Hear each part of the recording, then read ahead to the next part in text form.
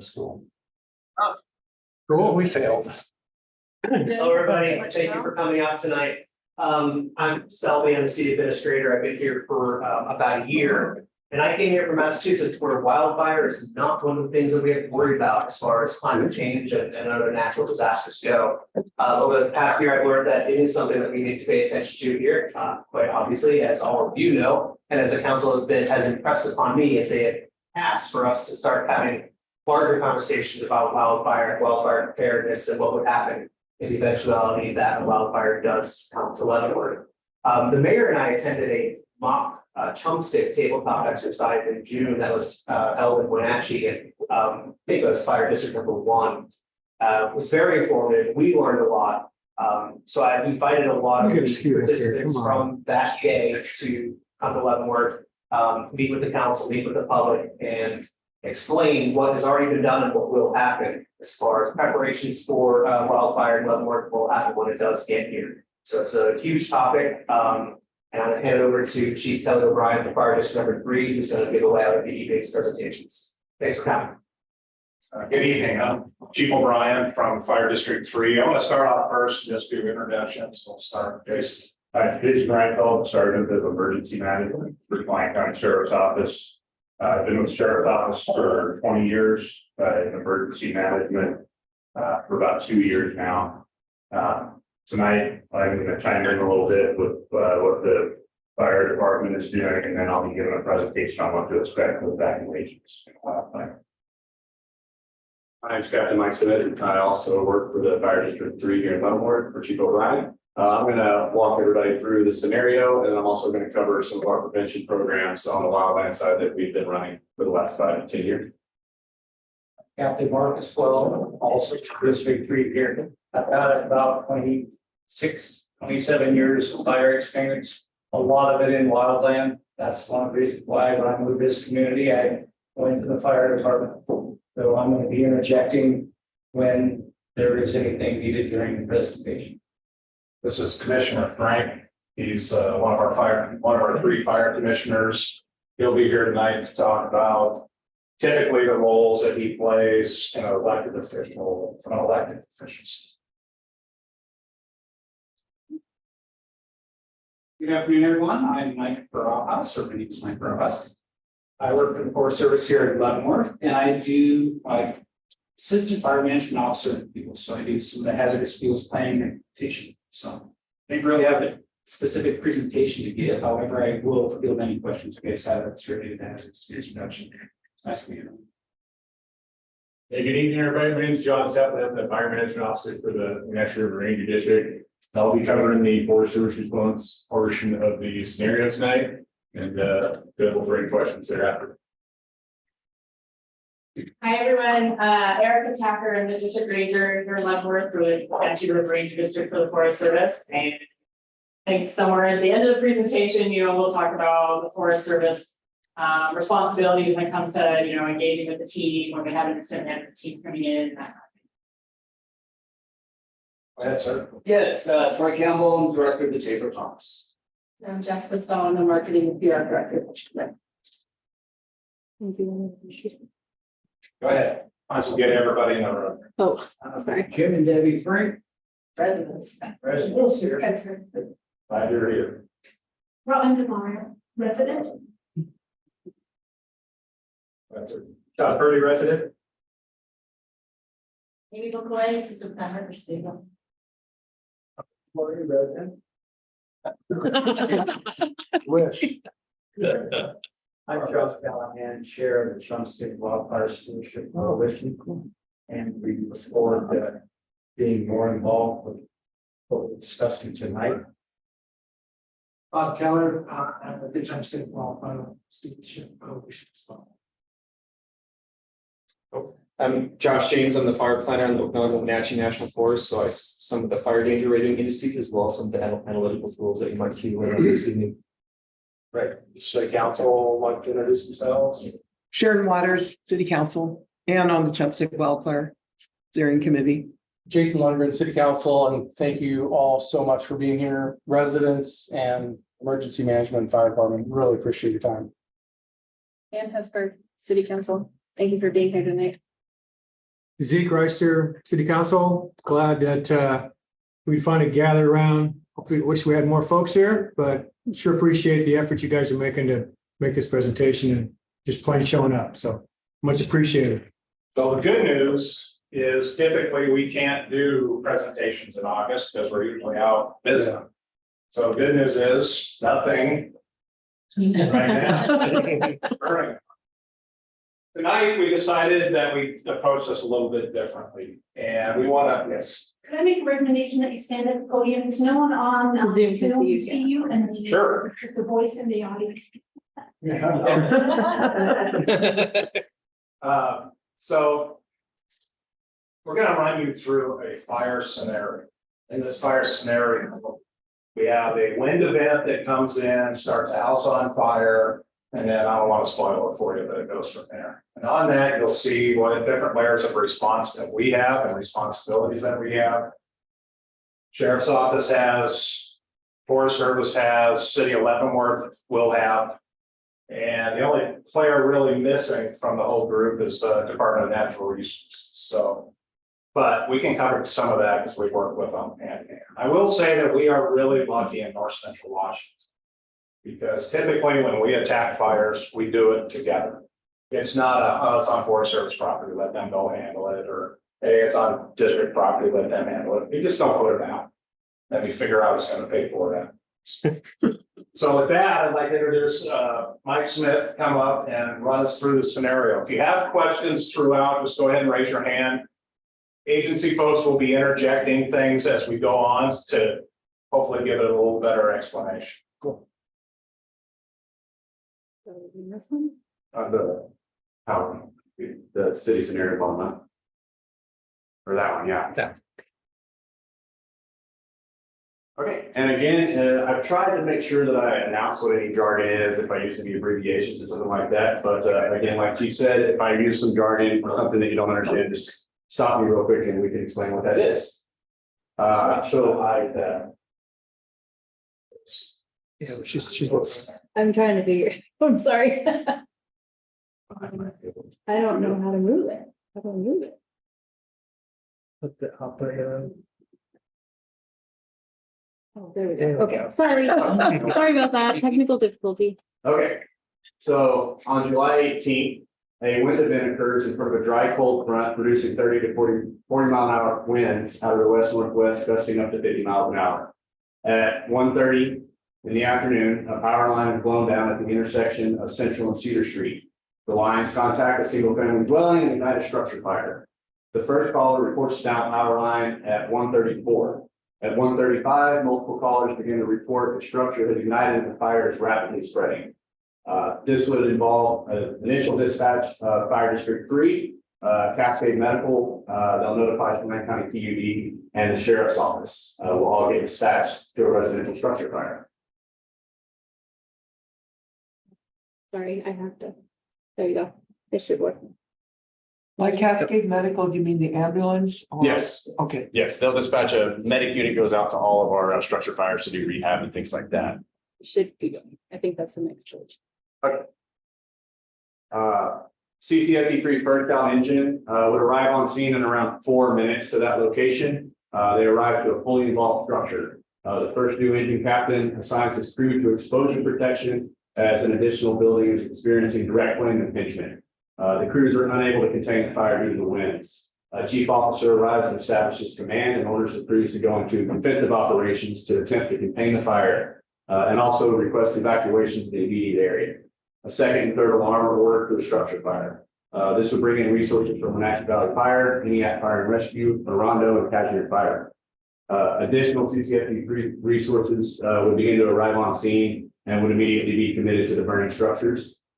Mutual aid crews will be asked to set up a defensive perimeter and begin to patrol the city for spot fires. Aerial apparatus could be utilized to provide a water curtain over the downtown commercial district if needed. That's something that's been pre-planned in the event that spots are getting thrown that way. So hold on. At this point, when we talk about defensive, means we're not going inside the house. We know we're not going to be able to control this. Our focus is to make sure that fire does not get bigger and start spreading to more and more structures. In urban environments, homes are closer together, so you can have direct flame impingement from one house to the other, especially in 50-mile-an-hour winds. You know, I watched the TV last night and saw behind it, it's exactly what's happening. So in this, what we use, or we have these, we call them guns, so nobody get offended.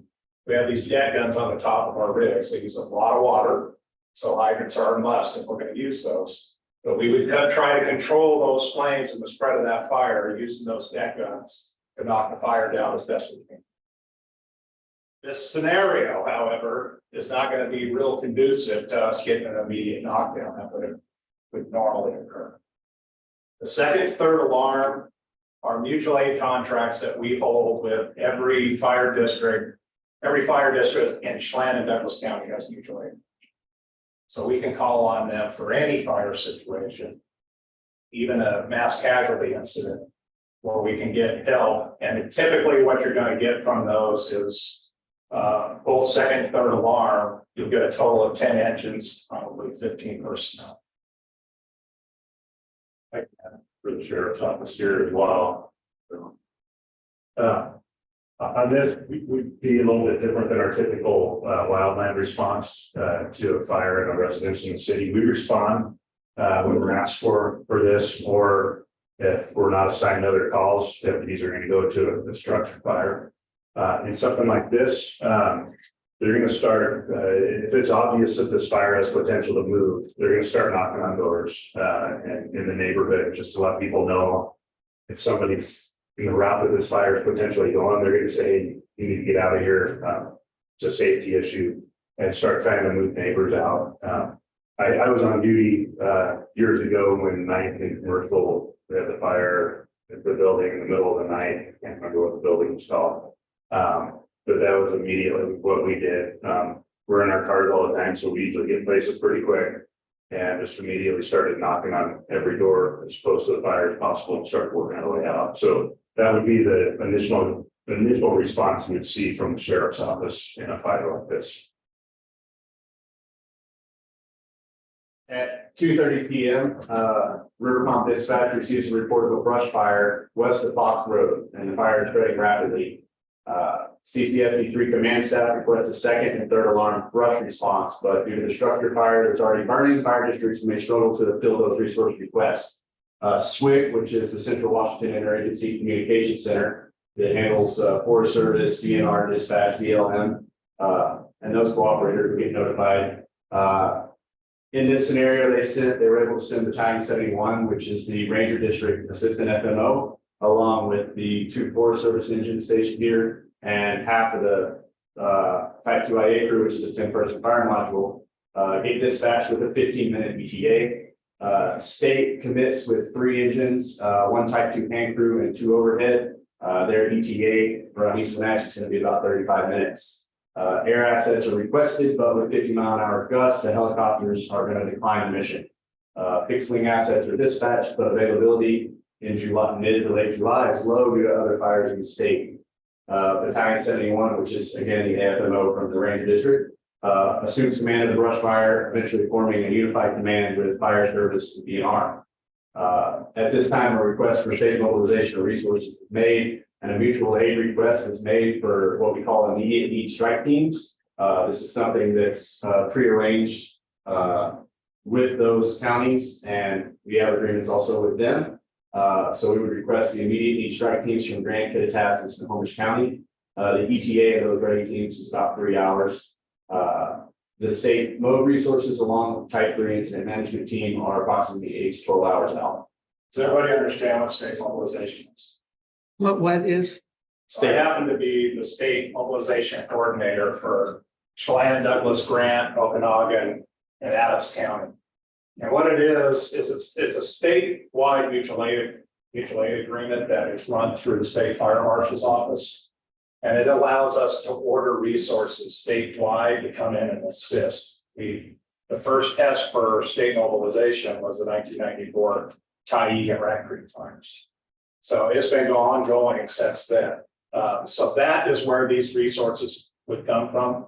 Immediate need means the people they have on duty will be come here and help us. typically we rally, put together strike teams from different organizations.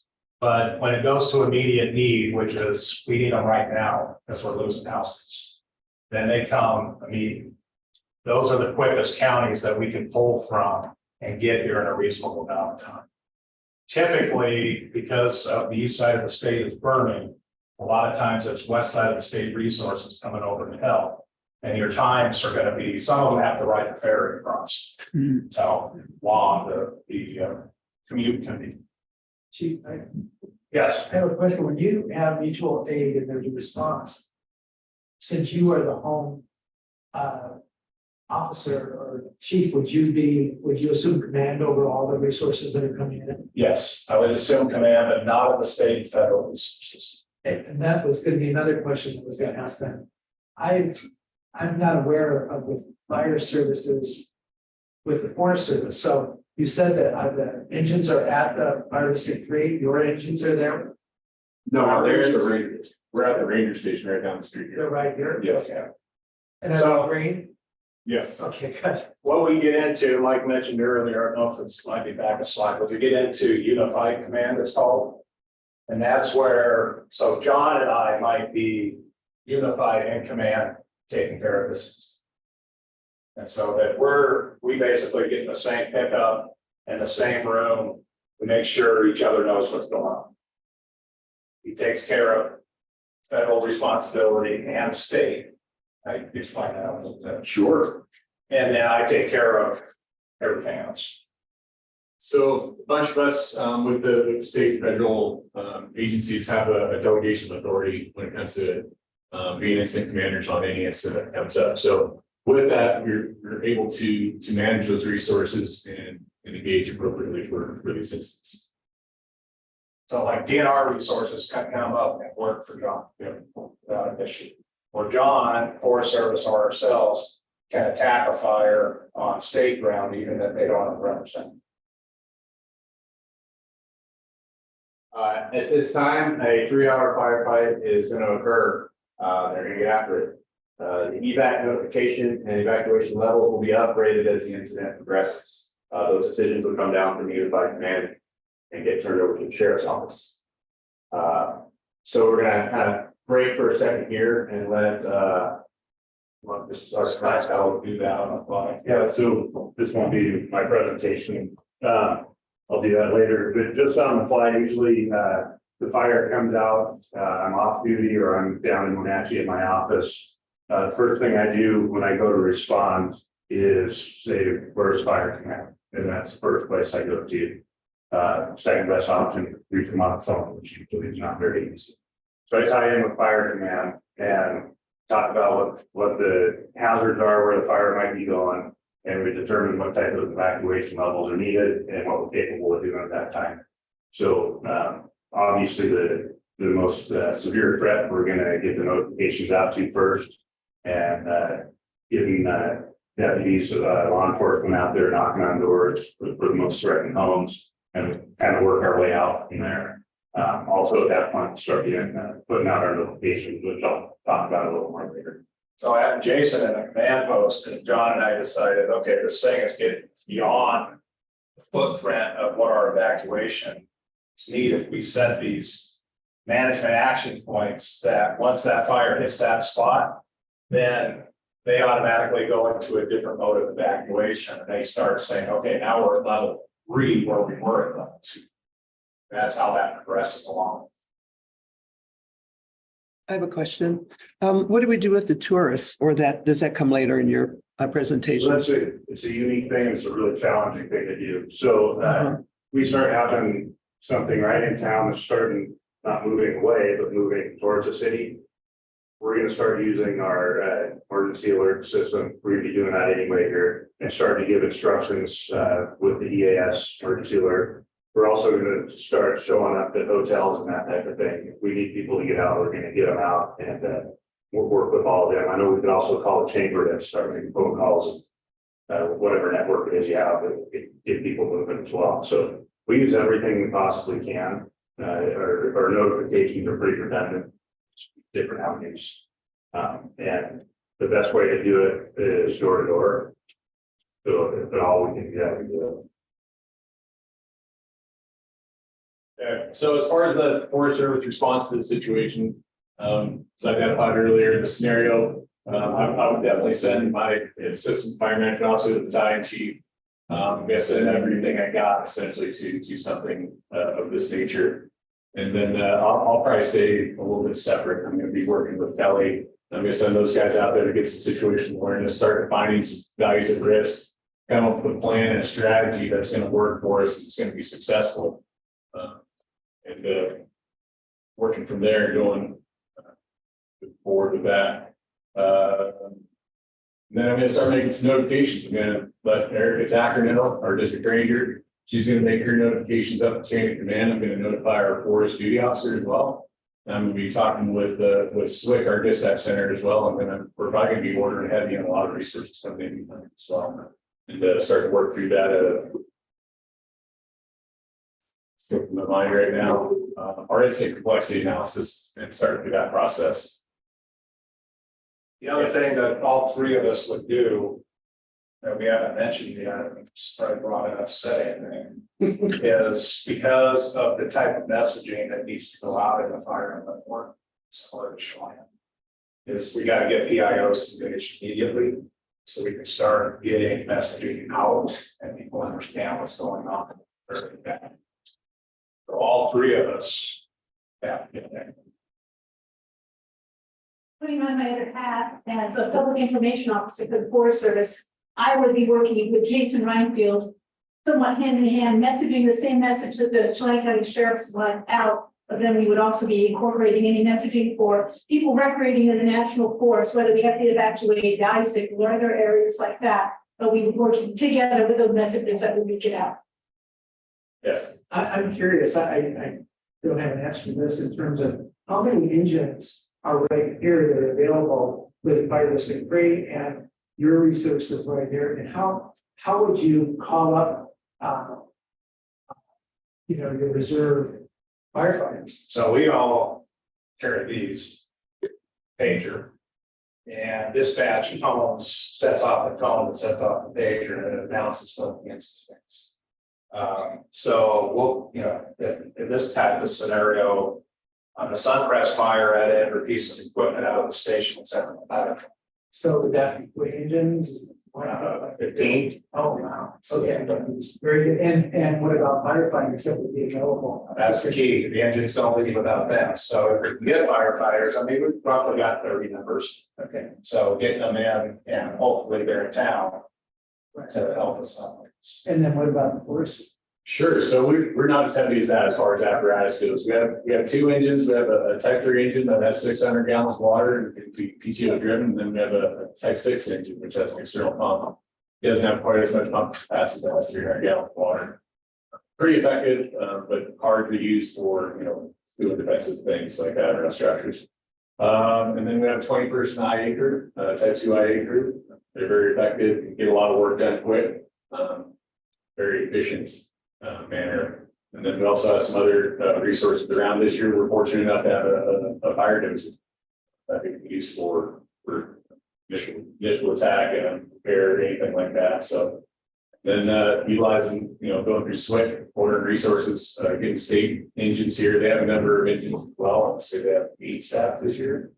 And then they have a crew as well. And then the hot shot crews are next door. The hot shot crew, I should say, is next door to Aniak. And then the neighboring districts, Chelan, Aniak, combined, they have 3 engines over there. And then down at Chelan, there's 2 engines, 20-person IA crew.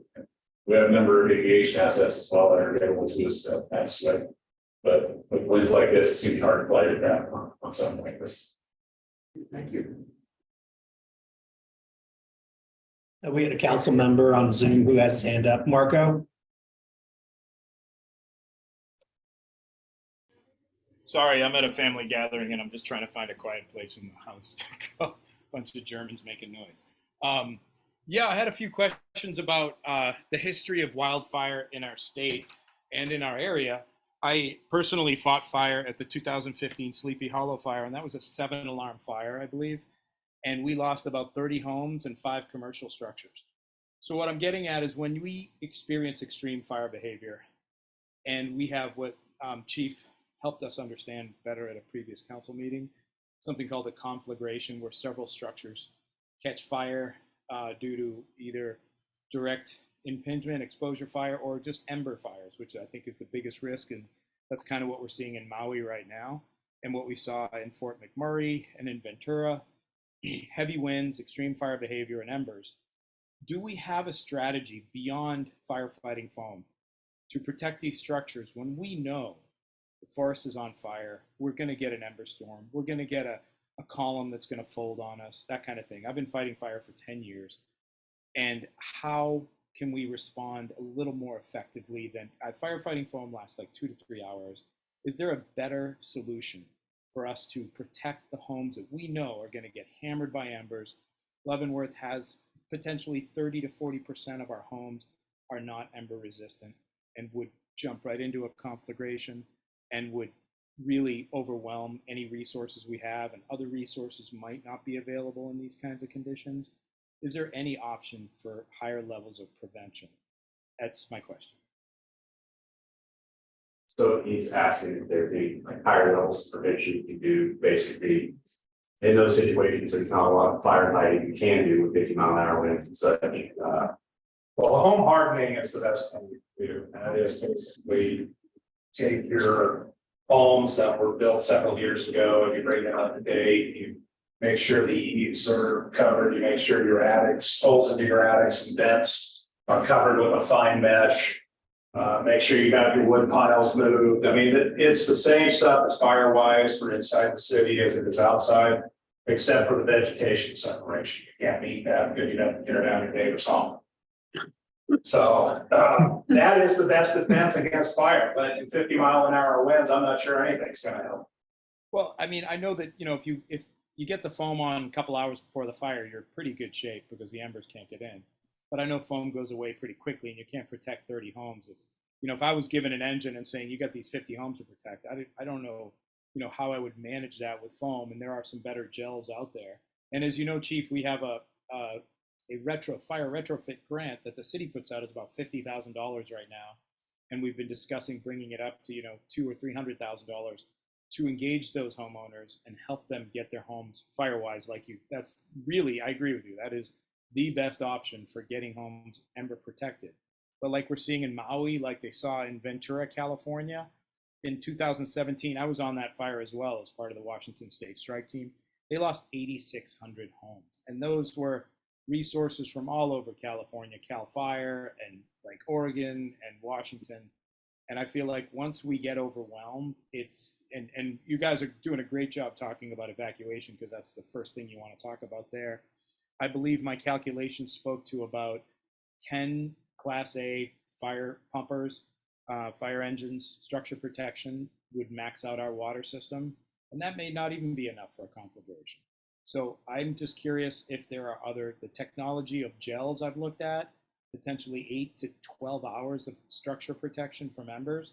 I'd really like to investigate that, and the city could potentially get a grant to get you guys outfitted with some gels. And I know they may not be mainstream, but I think if we knew So there are gels, there are actually wraps that you can order and wrap up, but all of those things take time. Yeah. It was a scenario where if you had fire at the top of Tumwater Mountain, right, and it was coming down, and we had 12 to 24 hours to prep, then we could do a lot of work in town and get things ready. But when it starts out as a structure fire, there is very little we're going to be able to do, because we're going to be concentrating on the fire itself. And that's going to be, flowing big water, and the city water department's going to have to be involved. We may have to shut water off in a portion of the city and redirect it into those mains. Yeah. So, I mean, that's the kind of thing that we're looking at in this scenario. The best defense is prevention, getting in home hardening. Number two, there are technology, compressed air foam systems. I'm sorry, I'm going hoarse for some reason. No, it's all good. Compressed air foam systems. There are gels that you can apply to homes. You got to be very careful with the gels though, because fire districts have made mistakes and gelled up their entire water tank and put the truck out of service. There are wraps that we use in Eagle Creek that basically is like wrapping the foam in aluminum foil. And it reflects the heat. So there are those things, but they do take time to put on and implement. Yeah, I just wanted to throw this in there. You mentioned, for evacuations, contacting the chamber. I just want to show you guys, and everyone in the room, that the chamber, we are currently working on a comms, emergency comms protocol that we will have in place. So we will be prepared if you contact us, not only just a very transparent and proactive way of letting people know about fires, resources that are available, but them to make choices about coming here. We have live webcams that show exactly what the situation is. But also if we do get contact, how we can contact those hotels really quickly and have the effective communications in place. Well, I'd just like to maybe have a future conversation with you, Chief, and maybe the Forest Service and the city could cooperate in investing in these other technologies so that if we had time before a fire, let's say it's not just Tumwater, it's further out and we had 2, 3, 4 hours to prep, those technologies could be very helpful. I remember the Sleepy Hollow fire was mostly massive embers coming from the burning homes that did light on those commercial structures that had rubber combustible roofing, and I know the building code has changed. But I feel like big embers coming into town, I would love to see if we could invest some time and money into technologies that would help us defend against that while, working on this evacuation plan you talked about and having resources in place. So I think that deserves some future conversation. But thank you for answering my question.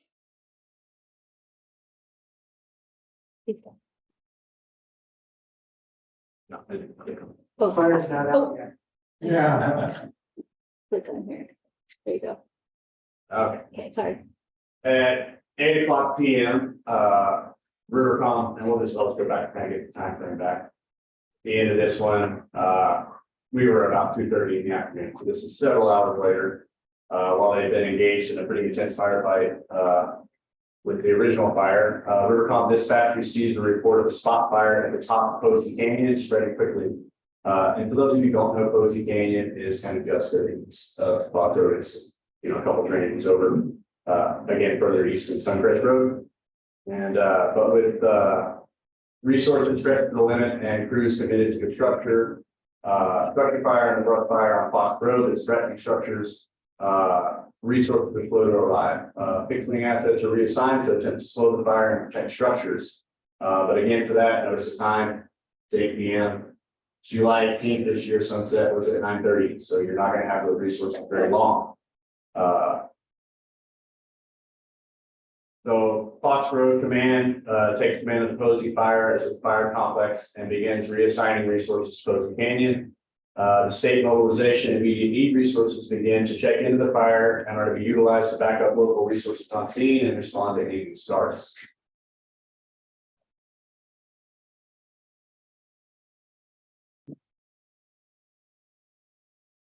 By 10 o'clock, fire district crews have made progress on the structure fires, but several hours of overhaul are still necessary. At this time, these forces have been engaged in intense firefighting activities for approximately 8 hours. They will not be available for reassignment and will need both the equipment and personnel rehab once that assignment is complete. That means once they're done with that, they're not going to be going to fight a brush fire. They're going to be going to try to recover from what just occurred. By 2400 hours or midnight, the brush fire on Fox Road, 70% contained with further growth stopped. The crews are going to remain on scene for mop up and holding for the next operational period, just 24 hours. At this time, the fire is estimated at 42 acres. Might be a little optimistic on my part. So by 1 o'clock in the morning, the next day, July 19th, the brush fire in Posey Canyon has been steered away from Shaston area and is burning entirely on Forest Service property. The fire is 0% contained and burning unchecked. Level 1 and 2 evacuation orders are made for homes in the Eagle Creek drainage. State mode resources and IMT arrived and are tasked with preparing for day shift. What that means is they're going to get ready to take over on day shift for the next off period. Also occurring at 1 o'clock in the morning, the wind event ends and the winds start to die down, which is actually kind of common with some of these. The fire behavior subsides and crews near containment of the Fox Road fire. As conditions improve on that fire, resources were shifted to Posey Canyon. By 0600, 6 o'clock the next morning, the Posey Canyon fire is 20% contained and growth is slowed. Eagle Creek is still threatened, but fire behavior models predict continued slowing and crews continue to gain the upper hand. At this time, that fire is estimated at 1,200 acres. City structure fires are contained with 5 primary structures lost and 15 total buildings damaged. Also at 0600 hours, the IMT will assume command from local resources. The IA crews are released and state mode resources and additional Forest Service DNR resources relieve them. Requested resources will continue to come in throughout the day and local resources will remain available to back up those figures. So, you know, we kind of did that so that we could bring an ambulance scenario that never happens. Yeah. There's a little bit of this one. We've got 48 hours in on the fire, so. And keep in mind that during this time of year, we've already had fires in Oregon, and a lot of natural forest resources are already committed to those fires elsewhere. So it's hard sometimes to get in resources to come in. Absolutely. You put all your map on, kind of show the fire progression. Yeah, if you want to flip over to the. I will be happy to.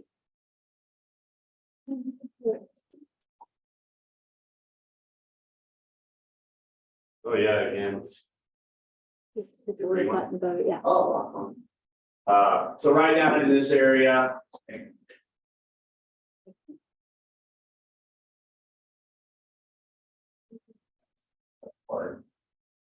So this being Posey Canyon right up here, Fox Canyon being kind of up there. We go over to the west, the left. West. The other west. The other one, I'm sorry. Okay. There you go. So you're right down in here, the original lines going down. I did check there are overhead lines right there that could potentially come down.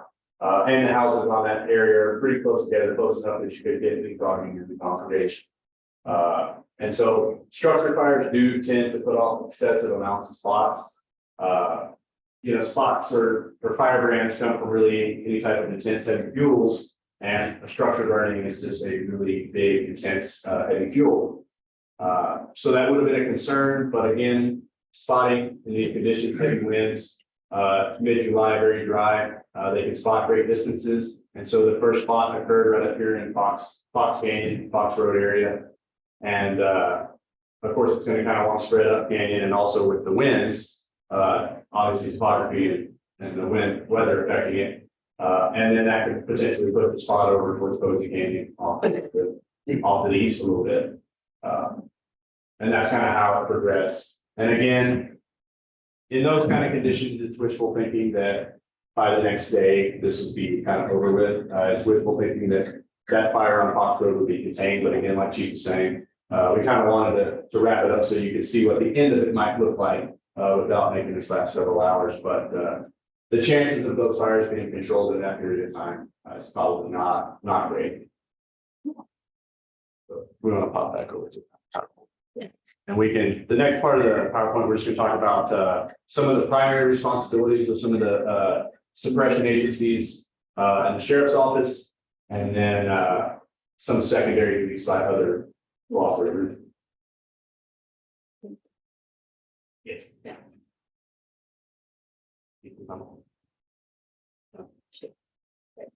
All right. So as far as our fire department, CCFD3, number one priority is always protect life and property.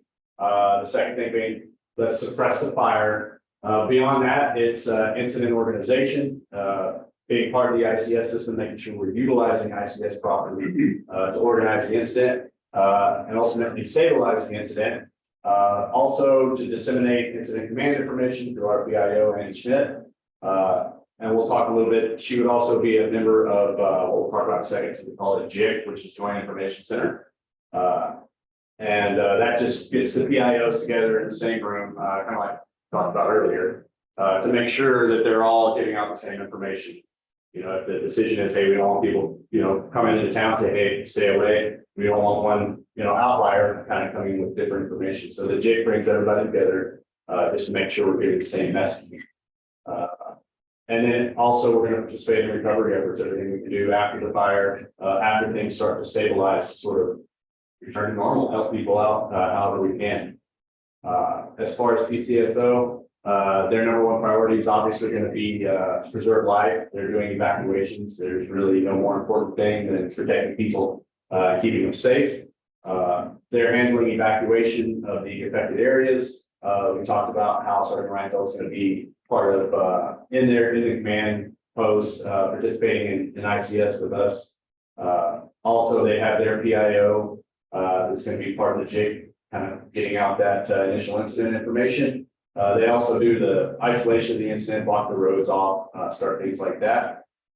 They help with recovery efforts. They start the FMAG, which you can explain. I don't know that much about it. And obviously security, we evacuated an area, the sheriff's office monitors, he's going back in to make sure we don't have any unwanted actors going in. And they also coordinate and set up shelters with the Red Cross. If you want to explain that.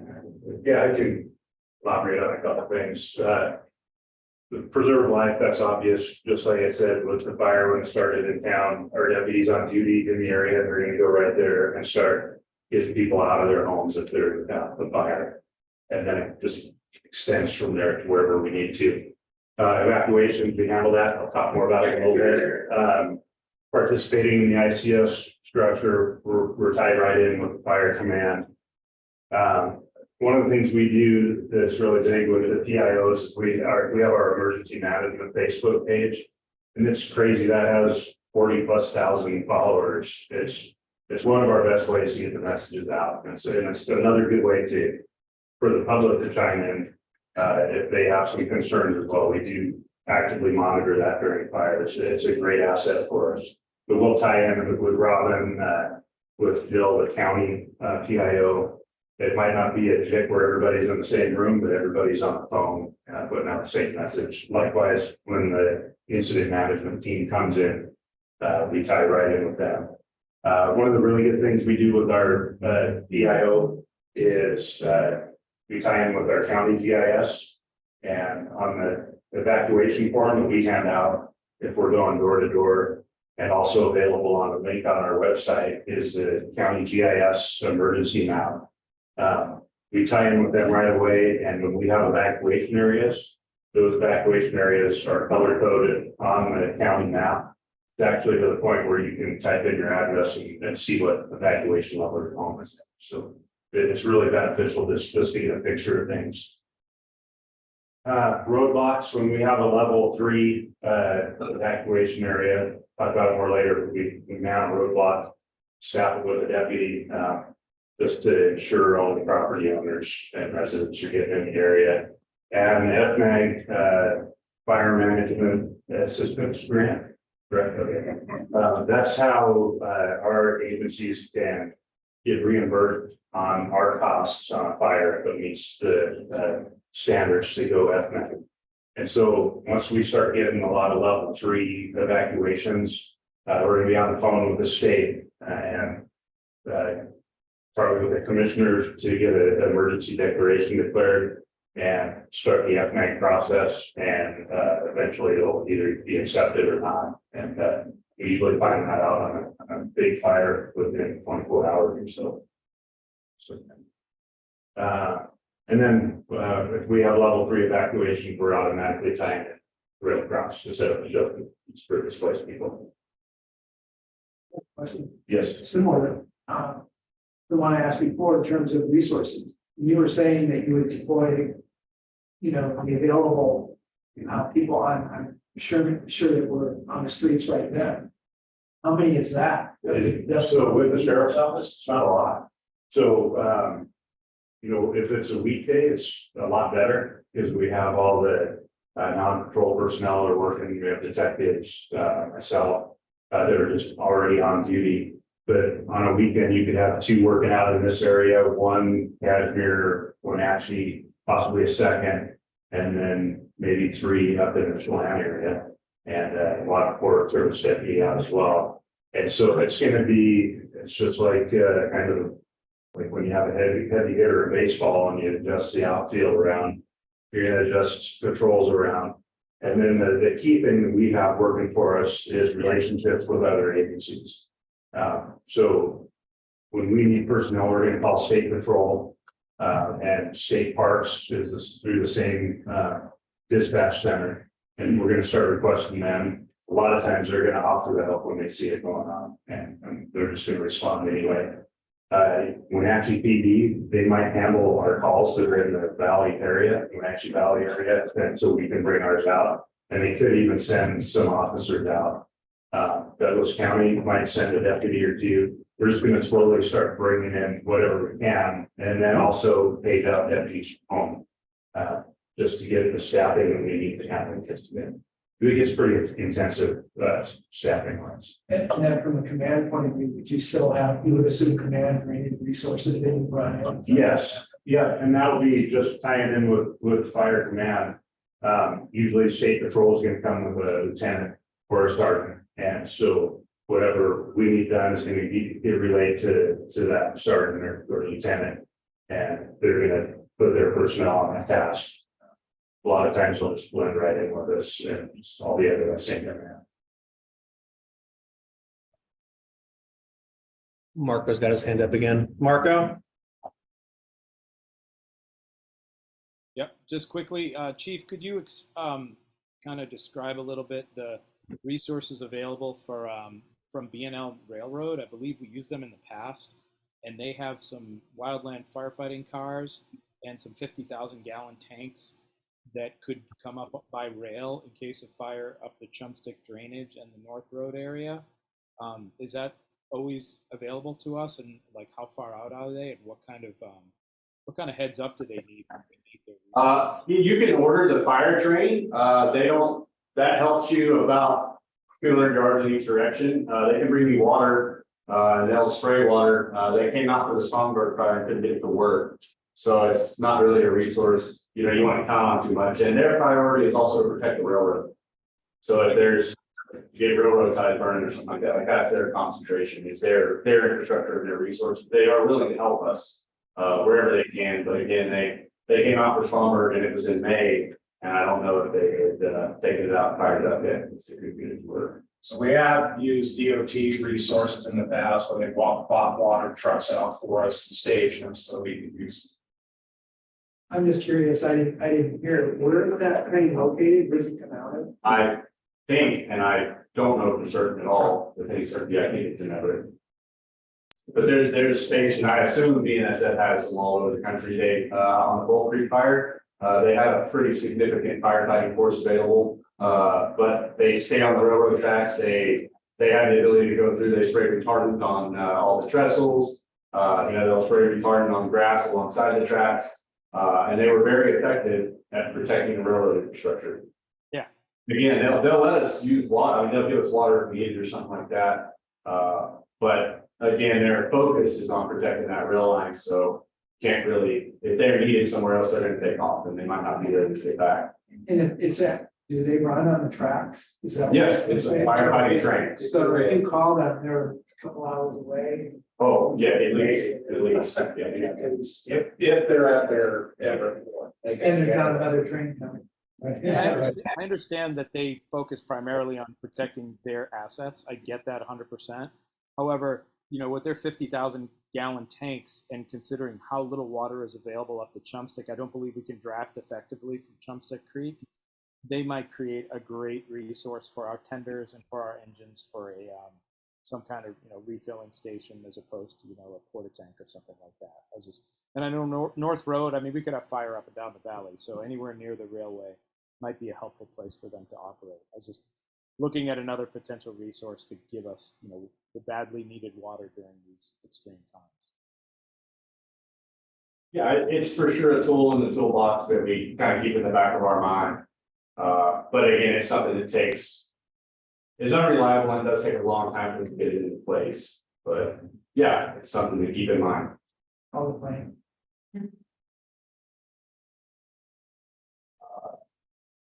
Yeah, I can cover this. So Chief Kelly touched on a little bit earlier, the amount of cooperation that we have amongst the agencies is really amazing that we have in Central Washington. And we would be in alignment on a lot of things that was already discussed on the previous two slides. But moving forward, kind of what we'll be looking to do is make sure that ICS, the instant command system, will be in place. that the guys know who they're working for out there, that they're in alignment with the objectives, and that brings us down into the what we call the ISAP process, the Incident Strategic Alignment Process. And it's basically made up of 4 pillars. First one is identifying the values at risk. And the second one would be the strategy and the strategic alignment action that we're going to take on those values at risk. The next one would be the responder risk associated with that. And then the last one would be the probability of success associated with protecting those values at risk. We're going to go through that, and it's going to be a collaboration amongst the agencies. Everybody that's involved out there would be participating, all the stakeholders and cooperators as well. Further down, we're going to start making our notifications, like I talked about, talking with Erica, letting her know. She's going to be right there in my hip pocket as well, and she's going to be making notifications to who she's required to talk to and inform on what's going on in the current situation. I'm also going to be making notifications to SWIC, our dispatch center, keeping them up to date and abreast of what's going on, getting our what we call our 209 filled out. And that gets information to the national database at our National Interagency Coordination Center in Boise. And that started getting attention drawn to our fire and gets us more resources based upon the information that I'm providing them. And then I'm also going to notify our forest duty officer. He's going to make phone calls and notifications to the regional office in Portland, and also going to get us some attention, probably some redirection of resources. With it being the community of Leavenworth, it's going to get a lot more attention than a lot of other places, and would really draw some focus on it. I mentioned it earlier, working through that incident complexity analysis. That's how we grade out where we're going to be at, or what type of incident management team that we're going to be looking to order. This one's going to probably rate out pretty high right off the bat, right? Looking at type 1 team if one's available. If not, then we'll shoot for a complex incident management team or a type 2 team, whatever we can get eventually. And then to back that up, we have what we call the WFDS, or Wildland Fire Decision Support System. And that kind of backs up our decision making on all this stuff and supports what we're doing out there on the ground and collaborating on. And then, of course, we're in this management team. So again, from a public information standpoint, as part of the Forest Service, we would try to have information on the website INCIWeb. And that's where we direct people to go to find out information. So it just depends on what personnel we have and the availability to be able to get that information up on that site as quickly as we can. I guess I had a question maybe for you, Jason. So you have something close that will happen like at Pateros, where things are really overwhelmed and you lose communication. Your cell towers go down or something. You got a town full of tourists, and you actually come to a point where you need to evacuate the town. So you've got this limited way to get them out. What do you guys, how would you set that up? Like, how are you going to get people out of here? You have to adapt no matter what. Cell towers are out, nobody has cell service. A lot of the EAS stuff isn't going to work except for radio. Yeah. That's still part of it. You can try to reverse 911, just hitting all the landlines. But it could come down in situations like that where it's a deputy or officer with a PA going down the streets. If at all you can get out and knock on doors, we're going to be doing it. In situations like that, he said the terrorists, right? Mm-hmm. We're going to be calling for all the help we can get. Chelan County was up there in the streets of the terrorists when that happened, doing evacuations in that. We just use any method we possibly can to do it. That's why we have redundancy in our notifications. That's one of the worst case scenarios you get with communication like that. Chelan at 15, we lost a lot of communication. We lost cell towers too, I believe. And long-term solution is bringing in the cell on field, so they bring a truck in access the tower, but that doesn't happen for a while. The other thing is we're gonna have people out calling for spots in the city limits. And so there's no reason why they can't give them the evacuation information. Then in 94, we evacuated Leavenworth with PAs, fire trucks driving around the city streets telling people. I remember that. Terrifying. What are your thoughts on a aerial or air raid kind of siren thing, a tsunami warning type system? We just talked about that earlier today, and I think that's something that's might be making a comeback overall. Just due to the fact that we use cell towers and that type of thing. So that's something that needs a lot more discussion, but it's something after so many big fires that it wiped out towns. So might be something to see. So. Erica, one thing I mentioned to your predecessor is, I think there's a lot of communication up on Tumwater, that kind of knoll above Ski Hill, is that right? Isn't there? Yeah. Radio tower. There's a lot of fuels around that. I'm sure I'm not telling you anything you don't know, but is there any way to harden that knoll and structure so that it's more resilient to wildfire, just given its location? Outside of it, yeah, they just sometimes use it, but we can definitely get it, you know, if they have an operating plan, et cetera. If it doesn't include maintenance of the surrounding vegetation, update that. So we think we'll be able, yeah, please. I don't know, I have no idea. It just seems like a really Yeah. vulnerable Oh, spot. yeah, a lot of them, you get over done quickly. And unfortunately, the best place, the towers are at the top of the mountains. Yeah, so also on the Suncrest fire, the other thing that you have to think about is the infrastructure to feed power to those units. And on the Suncrest fire, I was on the division that had the radio towers. And they kept calling me and asking me when did we lose the towers? And I said, I'm standing next to them. They're here. But what we lost was the power infrastructure that was underground. The power box was actually melted and shorted out the circuit at that time with the fuses. So that remained. There's always, it's more than one thing that they're going to have to look at, and it'll just take a lot of research and hardening to try to improve those systems. So do you guys see a thing where you'd have a situation, you have to evacuate Leavenworth?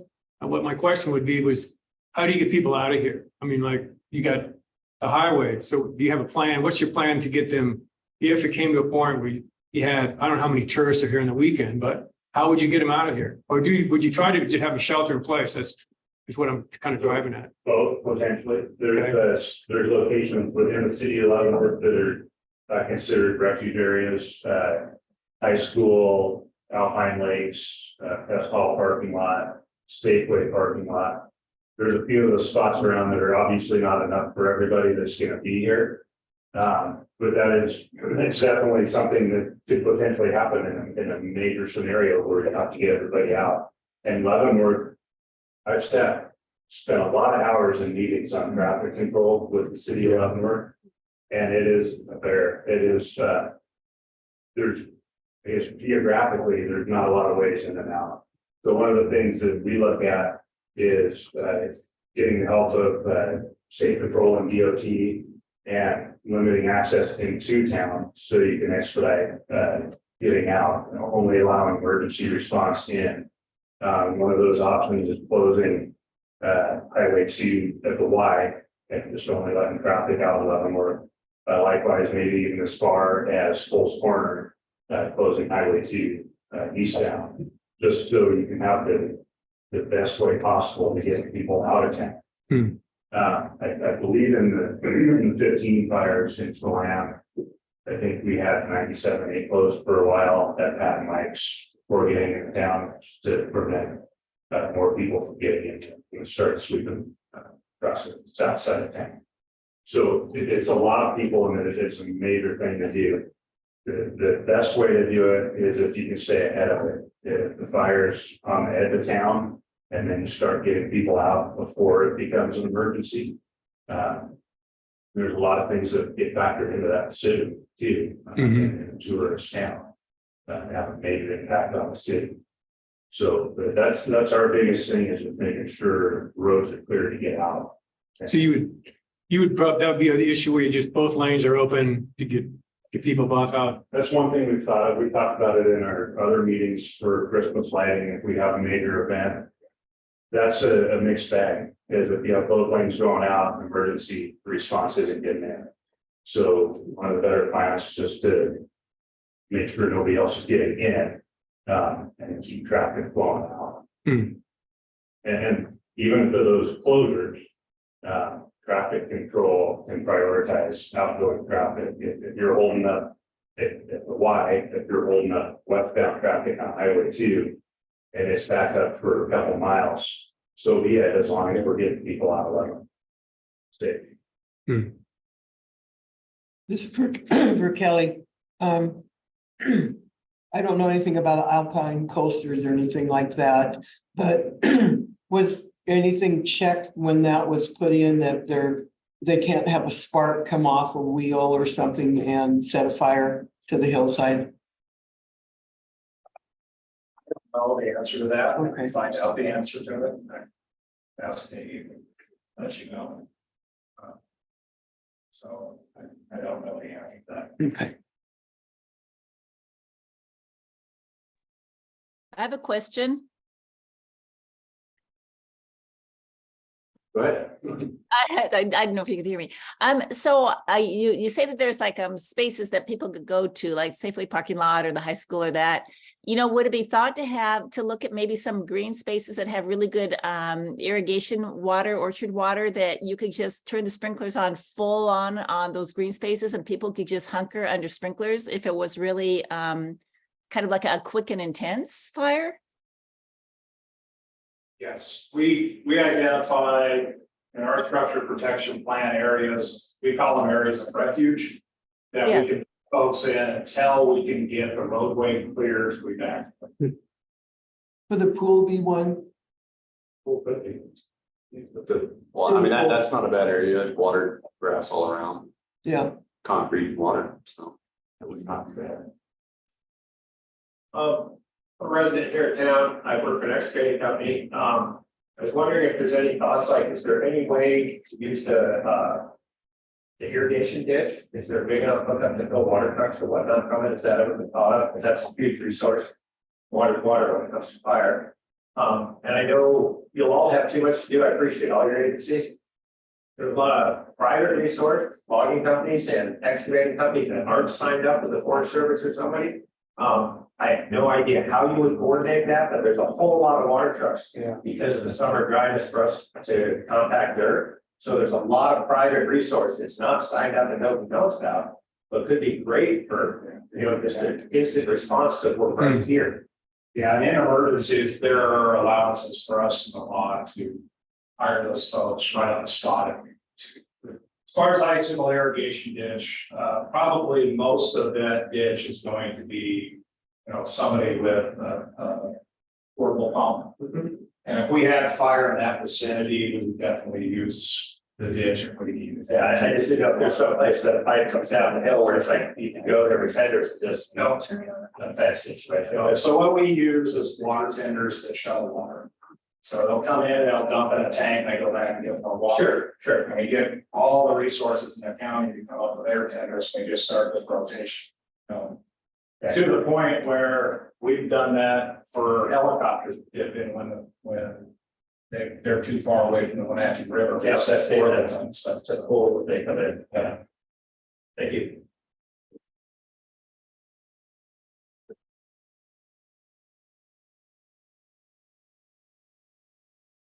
So some secondary responsibilities that are gonna come up.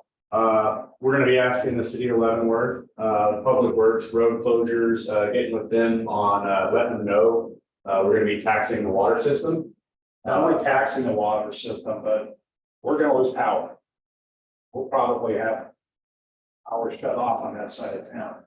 Now, the nice thing is Leavenworth has generators to run pumps, correct? Yeah, our water plant. Yeah, I checked with the last, I checked in 2015 after the Chelan fire because their generators didn't start right up after when we were out of water. So that, once that occurred and they finally got the generators running, we got back to fight fire, but I know, I'm pretty sure they are automatic and they start running, you can run off their hands. And you'd be invited to participate in the JICs and the PIO, Public Information Officer to JIC. Again, that allows you to have a stake in there and compare the different values that for the messaging that you want to get out. Provide a representative for the liaison officer, whether that be the mayor or one of the city council, or someone to represent the city in their their priorities to the command staff. And then obviously they're going to play a big part in recovery efforts. We're also going to be needing a lot of help from the Chelan County PUDs. Big one's going to be energy isolation for the fire areas, and when structures are burning, we need to shut off the power to those as well. They also have a PIO that integrated in the JIC. The more PIOs that will get the messaging out, that's more avenues to get that information to them. And same thing, they'll provide a representative for the liaison officer. They have a lot of critical infrastructure at risk.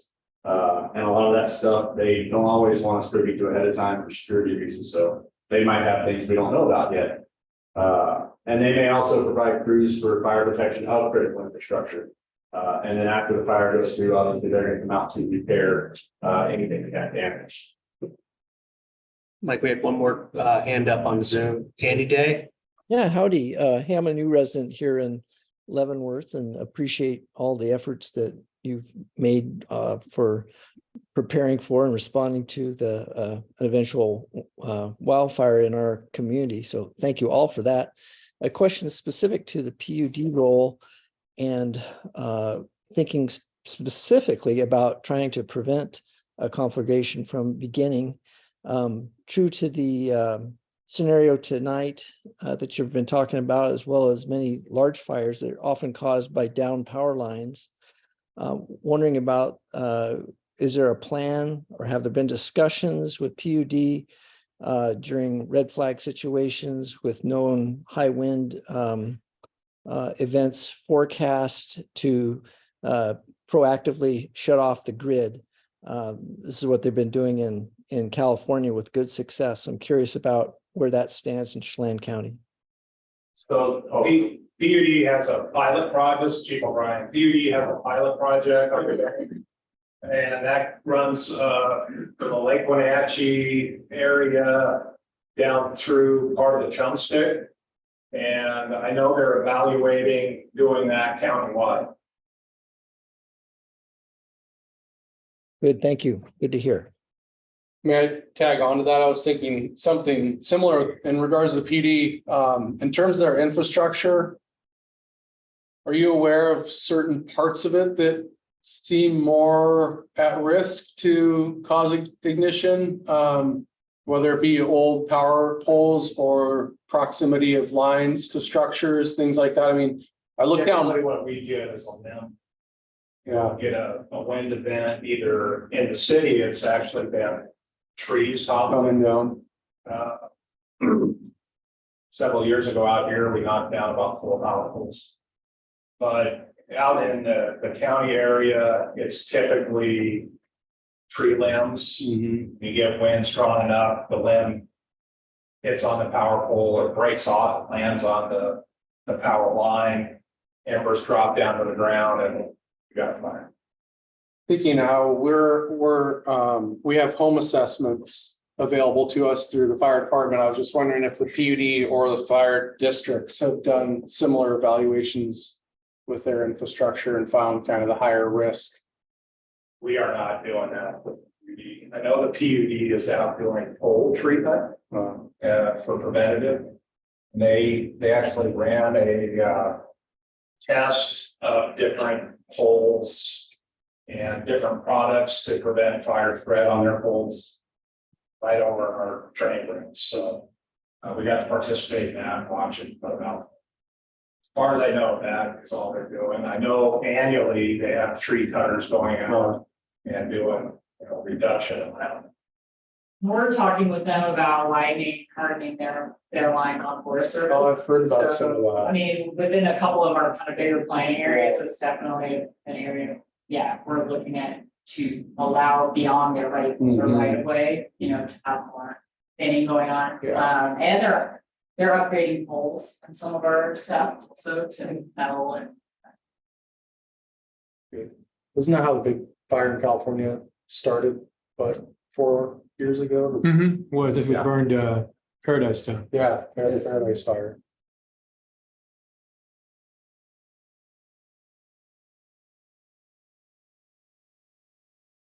Feels like it can't happen fast enough. And then Cascade School District, we're gonna be contacting them, potentially buses for evacuation of target hazards, which would be if it was going near, like in this scenario, Mountain Meadows really would have been threatened, but something like Mountain Meadows, Garden House, where people might need assistance evacuating. And then, of course, I'm gonna let the sheriff kind of elaborate. They usually do other things as well. But also mainly the potential use of the schools for incoming teams or staging in July. We do have the fish hatchery, which was set up to already be an ICP and a fire camp. So that's more than likely where they're gonna go. But in the short term period, we can use them for staging and things like that. We want to contact the schools to let them know that's going on. And then we kind of already had any questions, but does anybody have any more questions? There's another question on Zoom, Linda. Hi, as a resident, and I know many residents are concerned about limited egress onto Highway 2, the huge increase in density on both the north and south sides of Highway 2. And I guess I would, what is going to be the traffic management for getting orderly evacuation? Our fear is we're going to be on Ski Hill, stuck a mile up Ski Hill, waiting to try to get onto Highway 2. And that'll be the case on like Titus Road and then from the other side, the Icicle and East Leavenworth Road. There's going to be such a surge of people trying to get onto Highway 2. We have a feeling we're just going to be stuck there forever and not even able to get onto Highway 2. That's a really good question, and that's something that we address as we have personnel available. If we have problem areas for people getting onto the highway and getting out, we're gonna try to get somebody there to do some traffic control and just make sure we can keep the flow going. Because I guess our fear is there's likely going to be a more concerning area that might need to get out and other people just panicking, wanting to get out. And so I think a lot of thought needs to go into how to manage. That's where it's, there's a thought of having evac routes signed, but it's not like a tsunami because you know where the tsunami is coming from, but with a fire, can't really put anything in place beforehand because say your scenario with Ski Hill Drive, if the fire and the threat is up there and people are stuck trying to get out, we're going to address that by putting somebody on Highway 2 that's going to allow the traffic coming off of Ski Hill to be able to enter the roadway and get out of there versus just being stuck. Okay. And Ski Hill in the next 5 years will probably get 1,000 more people up there. So it's going to get worse, not better, as far as trying to get out.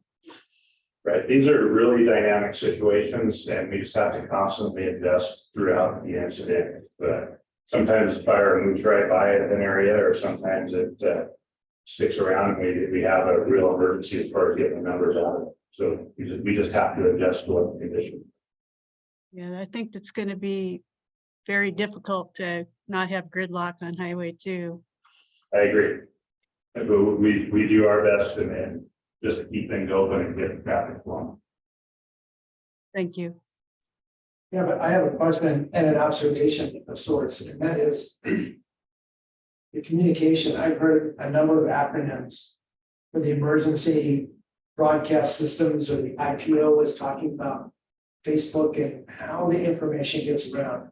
Obviously, being calm with the population or in town is important. And my admission somewhat is my lack of knowledge of what all those mean, where to go, and how to get there. I will say one thing, that when I first moved in here, I'm in my house putting things away, and on my phone, I got a level 1 evacuation notice on my cell phone. I had no idea how they found me, how I got this, what that meant, and I knew it was important. And I started packing right away about it, but and trying to find out where my wife was. But the point being is that's one tool. All the other tools, how do we disseminate that information? How can, that it seems like the more that's made available, to everybody, the combo we're all gonna be, more knowledge that's gonna be there. You talked about the centers that we could send people to. Is there gonna be somebody there that would be telling them what to do? And then the other question or comment that I want to make about the chamber, that's awesome. If you are working on a program, you're going to be working with the businesses in town and what to do and some processes. I don't know if you're creating that on your own or working off a model from other cities. Yeah, work out the model. We also work kind of a full-time PR agency that we're working with, and they represent a lot of mountain towns from the west. Fire issue as well. And I just want to throw this out, there's still my floating around my head. From a previous job, I worked with the fire department and they put together a program called NERDS. The Neighborhood Emergency Response Team, and it was put on by the fire department. And what it is to train people on what to do in these situations. But it went beyond, it was a long training, and you got to fire a fire extinguisher. How many of us have fired a fire extinguisher to put out a fire? We know it's there, we know you pull the pin, but if you ever used it on a fire and know where to shoot it, not to shoot at the top of it. Anyway, that, how to turn off gas, and actually, you know, the different kind of gas turnoffs that you might want to do. Trained on triage, on how to recognize, you know, the thumbnail test and recognize triage, and person that's gushing blood actually might be better off than the person who's sitting over here. He's shocked and already, you know, that kind of stuff, but also all the acronyms, evacuation routes, what to expect in an emergency, those kind of things where now you have the population sort of more educated on what's going to happen. So it's not like this crash course in education when there's an emergency. They know what to do. They could go help with the ICS station and help with paperwork or something like that. If there was a need for additional volunteers or some help from non-employees, but things like that, where people are more trainable, more knowledgeable in these things. That's a good idea. That sounds very similar. I don't know if it's FEMA who administers it at the federal level, but there's something called CERT teams, which is just citizen emergency response teams. And I'm not sure who administers that, but there are a lot of resources if someone wants to stand up one of those teams. Yeah, and CERT was where it started in city. They rebranded it because they stole it from LA and like LA, so nerd instead of CERT. But yeah. Important thing about evacuations, make sure that the messaging is coming from the same. We may all share the information, but we're not creating our own information about where to evacuate. It doesn't come from the sheriff's office. So if we share it on our Facebook site, it should have the sheriff's office heading on it somewhere. But that's the point you gotta listen to. Typically, when they do notifications, hopefully we're not getting acronyms. For the Forest Service, we don't make evacuations, we make recommendations for evacuations to jurisdictions. Same with us. So CERT is FEMA. And if anybody wanted to go to the FEMA webpage, there's a plethora of information of personal preparedness in any disaster scenario. And so I encourage everybody to look at it, come prepared on this FEMA courses and being prepared. And disaster preparedness that they can take as an individual and then be an asset to you. I was gonna, if nobody has any more questions, I was gonna discuss CCFD3's kind of two aspects.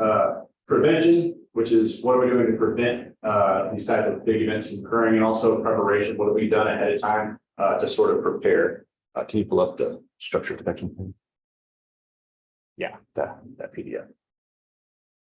And so this is our structure protection plan. I'm going to work through it real quick, but this is part of preparation.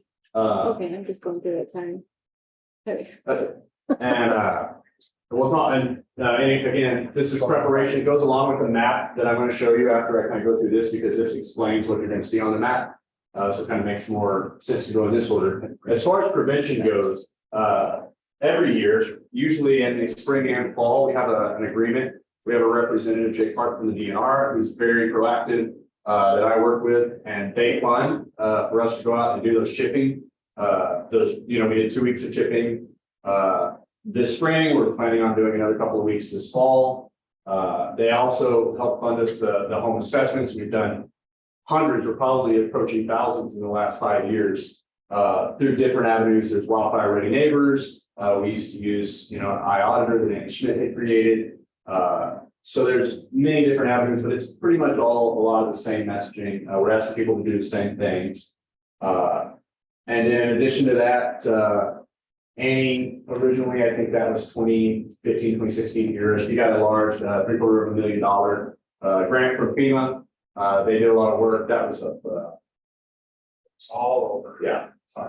Yeah, all over the fire district, but $750,000 from FEMA to do improvements on private property and prepare them to make them fire resilient. They just wrapped up another large grant from FEMA. It's still in the stages of wrapping up. And we continue to kind of reach out and try to get those grants, try to get those, any funding we can to continue prevention activities. But our main, at the grassroots level, we try to always be available for home assessments. We try to make sure that we get some messaging out so people know about the chipping and things like that. And we're also kind of constantly looking for, fuel reduction projects that might have a big impact and see if we can procure funding for those kind of things. Kind of switching gears into preparation. This is I kind of had to change this document for this presentation tonight. It's actually you'll see that there's a page that says what's there. When it does that, that document might have been 20 pages long. So instead of having to flip through 100 pages, it's just going to say this page is purposely left blank. But I'll kind of explain what that was. And that's Chelan Creek. Is that Tom Water? That's Chelan Creek Fire. You know who took the photo? Mike Stanford. Oh, we were just having a debate. I win. Should have trusted Ann. Who was right, Jason? It was actually, it's actually on the cover of the IFSTA manual for wildland firefighting, which Mike Cushman, who used to work at the Conservation District, took some really nice photos of that Chelan fire too. So I got just got table of contents, obviously. And this document is designed to be handed off to an incoming incident management team. Kind of explain the area, we're trying to give them local knowledge. They could come from Oregon, they could come from Arizona. There's no telling, they might not have ever seen this area before. So we kind of try to get across some local knowledge and the things that they couldn't possibly know. And in conjunction with that, we'll show some of the preparation we've done to triage structures, which should save them a ton of time. And I'll kind of expand on that a little later. So I have an intro to the plan. I didn't put in the protection matrix, but it basically prioritizes what our priorities are, which is usually obviously life safety first, protect property second, and then the environment. There's some contact information. This will be for the teams to get a hold of all the local cooperators. All the numbers are right there. Everybody that you need to get a hold of is right there. I didn't put them in the book because the sheriff's office is going to talk a lot more about evacuation information, and it's just a black and white document that would not be great for presentation. And then I also omitted our response plans because again, it's just a big spreadsheet that tells you that has a bunch of numbers and acronyms on them. But the rest of the stuff should be in there. And also I forgot the comms plan because it's like 40 pages long and it's a bunch of radio frequencies. But we'll go through the pre-attack map overview, which is the important part, overview of the district, how we divided it up to somewhat more manageable zones so that it's not like, all right, here you go. And just try to do everything. It's kind of divided up. And I don't know if the delegation of authority is in there or not. There's an intro from Chief O'Brien. He's kind of explaining the local area, that it's a primary tourist and recreation destination, kind of explaining that. A little bit of fire history, very briefly, and it explains that the document was developed to be a guide to those IMT teams as they come in. They're going to find the district protection priorities, our structure protection and triage map info. Again, those important contact numbers and evac information. And again, remind them that we're going to remain an active partner throughout the duration of the fire. And we'll add comments to the delegation of authority and those things that you did. So those are just all the local numbers. So they can call if they need to get a hold of anybody basically in the Chelan Douglas County. As far as fire leadership, things like that, those numbers are right there. Here it's just talking about public information, public meeting sites, and then there's some personnel you get a hold of here to discuss disseminating that public. This is again for teams coming in to know who to talk to before they set up, obviously, they're gonna probably set up their own jig. But, you know, our PIO, Amy Schmidt and Chief O'Brien, and, if they need to call our district secretary. And then information distribution sites, that have already been identified. They say billboards, they might be sandwich boards, so these are good places to put them. Again, they don't know the area, they don't know where people go, they don't know, you know, they might not know, like, hey, you should probably put one in Dan's spot, I'm gonna see that. So this is our, the CCSO fire evac plan. Again, I omitted it just because it's a pretty long document and he can explain it a lot better than I can. Same thing, there's a separate one for the chunk stick drainage. This is their model policy, would be there for how they set up their evacuation plans. Not really, it's information from them that we're giving to the IMT. This isn't something that we did or created, it's just information we're giving them. This will be where our response plans, where I talked about, that's just gonna be a bunch of E31, E32, a bunch of acronyms. But our response plans will go to them, and that tells them if something else occurs or if they get overwhelmed, and that tells them what the first, second, third alarm resources are immediately available for something like that. And again, they have our North Central Washington Fire Chiefs radio zones and frequency policies. That way, when their comms unit comes in, starts assigning channels and things like that, there's no conflicts. They understand what channels we're already on and using, and they have all that information. Again, it's not something exciting for a presentation. It's just a long list of groups and frequencies and things like that, but that'll allow kind of interoperability. No one's stepping on anybody or causing comms issues. This is sort of the meat and potatoes here. This is explaining, and after we go through this, we'll flip over to the structure protection map so you can see what that looks like. But we designed this map to assist those IMTs as they come in to perform structure triage. It's also something that can be disseminated pretty quickly. We can send out a link, so it might even be used, it could potentially be used on initial attack as well. We also, I want to take the time to thank the U.S. Forest Service and DNR. The Forest Service actually helped us get this map up and running. It was at the time it was Zach Adams, Mike Savick, he's been a big help in keeping it up and running. We started it now ourselves, but they created the map and it spread to several other fire districts are using it as well. So I just wanted to recognize their pretty massive contribution in beginning to get this up and going. We try to use symbols and terminology that matches commonly used fire symbols so that people know what they mean.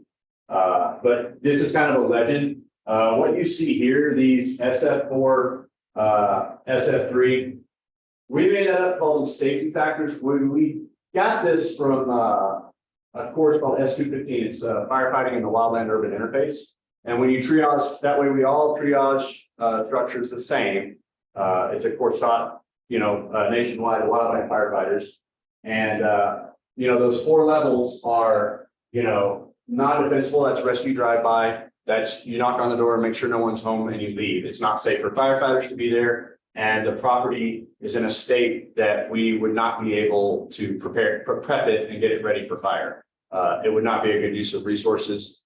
So you make sure that the life safety aspect of it is covered. You get people out of there, and then you leave. The next level is prep and leave. These are structures that have defensible space. People have done the work. But it's not safe for us to be there. There's not a safety zone around and available. So we're not going to be able to stay there when the fire front comes through. We can go in, depending upon the amount of time you have. It may be as simple as, throwing some wood pile off the porch or, maybe throwing some cushions or something that's easily ignitable off the porch so that those ignitables aren't there. Or if time permits, maybe a little bit of brushing, stuff like that, maybe get some fuels out of the way if possible. The next one, and this is probably SF3 and SF2 make up the majority of the structures in the fire district. The next level down is prep and stay. These are structures that are in pretty good shape. They're definitely defendable. And there is either a safety area of refuge. We can stay on that property while the fire comes through. This is where you see the fire engine back in the driveway and the fire comes and they stay right there and protect the home till the fire's passed and it's safe and then they can move on. And then the best level, kind of what we hope to see is the standalone structure. And this is something that really does not require fire service intervention. The structure is going to stand alone on its own. There are a lot of these throughout the fire district. A lot of people have been proactive, but this is something where they have, 0 to 5 feet around their house is rock. The structure's hardened, the yard is always irrigated, always green grass. So there's really no fuels around, to get that initial ignition near the structure to set the structure on fire. And then as you go down, these are just fire symbols for staging areas, potential incident command post, heli bases. There are heli bases that have been up Dry Creek. There's a spot for a heli spot. Those incoming teams are not going to know that without having this map to look at and say, oh, what's that up there? And again, marking gates, bridges, drop points. And we've also, like Chief elaborated earlier, we've identified a lot of safety zones for use of, they can be used by firefighting personnel, but also the general public could take refuge in those as well. And we've also marked what water sources we have. And then all they need to do to get access to this is contact myself or Lauren Curtis, who is kind of our IT guy, one of our volunteers. And we can send them a link, we can get them access to it. That way they can get all the information. This is a district overview. That might be a little bit hard to see. I apologize. But Can they get made any bigger, John? Can you enlarge that at all? Let's see. I don't think I can. I'll try to explain it. Up here, I did this and I don't have the greatest imagination. So the chunk sticks divided into 3 zones, upper, middle, and lower. Again, not a lot of imagination. Due to the number of structures in the city, the city of Leavenworth has its own zone, which is geographically pretty small, but has the most structures. And then I stick with East Leavenworth, and we actually do have a little bit of property somewhat. Not a lot of structures up there, but the houses up there and a few other things, although technically not fire district. Better shot. This is the upper chunk stick zone. This is just showing that IMT, like where that area actually is on a map. Although the next page is going to explain where the boundaries of that area are. This is what I was talking about with our response plans. This is a small version just for that zone. And they're able to look at this and see, oh, brush fire right here. I can see all the resources I get on first, second, third alarm. And that's what's kind of available to them for IA, things like that. So you have the boundaries, we have the structure, and these are given to us by, I believe we got the numbers from Rivercom, who maintains a map of structures. We do have to go back periodically. This is probably 2019, 2018 era. You'll see different dates throughout this as we try to go back and update things as we go. This is a living document. It's never going to be complete, right? Because they're going to keep building houses. They're going to keep doing these different things. Here we kind of give them some hazards, right? We got the high tension lines. The chunk stick, it's a major evacuation route. Obviously propane tanks. And they give them a little bit, right? If anybody's been at the chunk stick, they have those daily diurnal winds. The wind shift depending on the time of day. The drainage is coming off the side, creates all sorts of swirling winds. It can be pretty difficult when you're fighting fire to kind of predict the winds. We marked all the safety zones. We gave them actual addresses so they can find them. They're also marked on the map with a symbol. And then evacuation considerations, Mary Kane, Old Chunk Stick, one way out, one way in and out. Anything else, like we have a camp up there with 20 cabins. And then we'll flip through. We also put on there if somebody had evacuation considerations, we put that in as well. You fast forward to the map because each one of us. Yeah, it's all going to be the same. We've done that for every zone within the city. And you can see when we get to it was estimated 2019, 1,501. So flip over.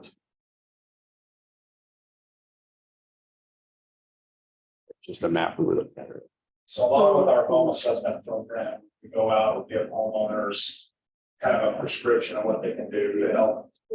I gotta do Prep their home for wildfire, make it more Please do. safer. We also do triage at that time. And we created a map of the location. We know who the homeowner is, so we can contact them if there is an incident. And all those dots represent homes that we have done and completed triage.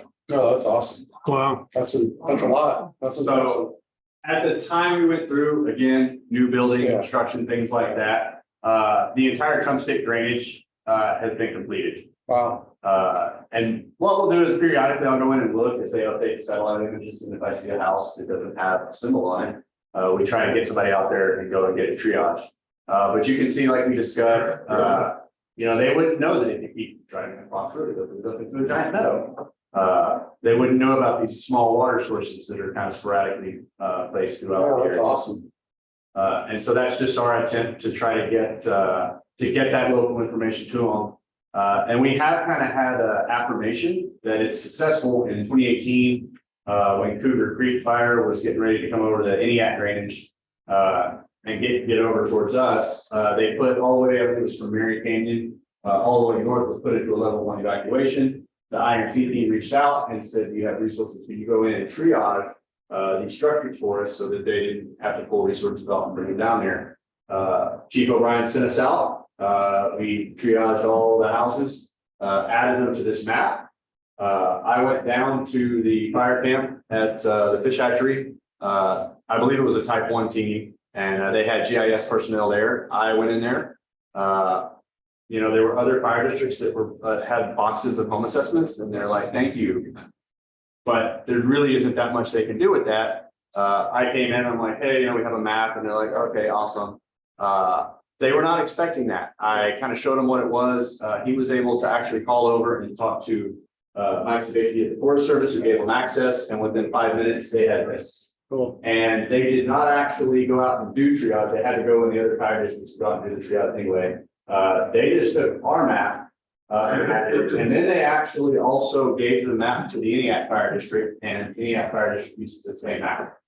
So it ended up working quite well. It integrated well with the IMT teams, and we also assist some of our neighboring districts. And we allow, you know, we asked fire districts if they wanted to participate, and you can see they've also done a lot of their areas. They started kind of up and gained in their most threatened areas, work their way down, which is similar to what we did. Our focus right now, we focused hard on Dempsey Road. All those have been done, but really working out the icicles kind of our focus this time.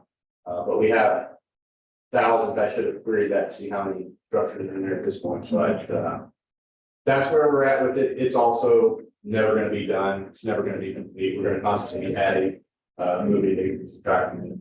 But it's been an excellent tool, and when it was needed, it worked. And in the way that we wanted to, that was what we wanted to be able to give this information to the IMT team in a way that's usable for them, that they can quickly and efficiently get this information and put it to work. What's on one triage, just so they have an idea. We can.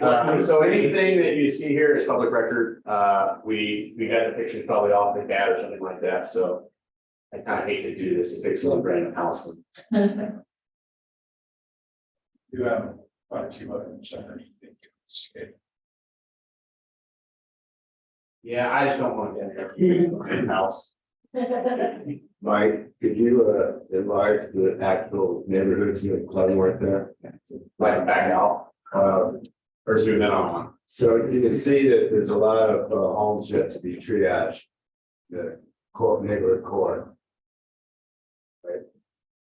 And further down. Yeah. Inside city limits, yeah. Right in there. Yeah, right in there. Yep, absolutely. And that's it's the greatest bulk, right? It's the greatest density.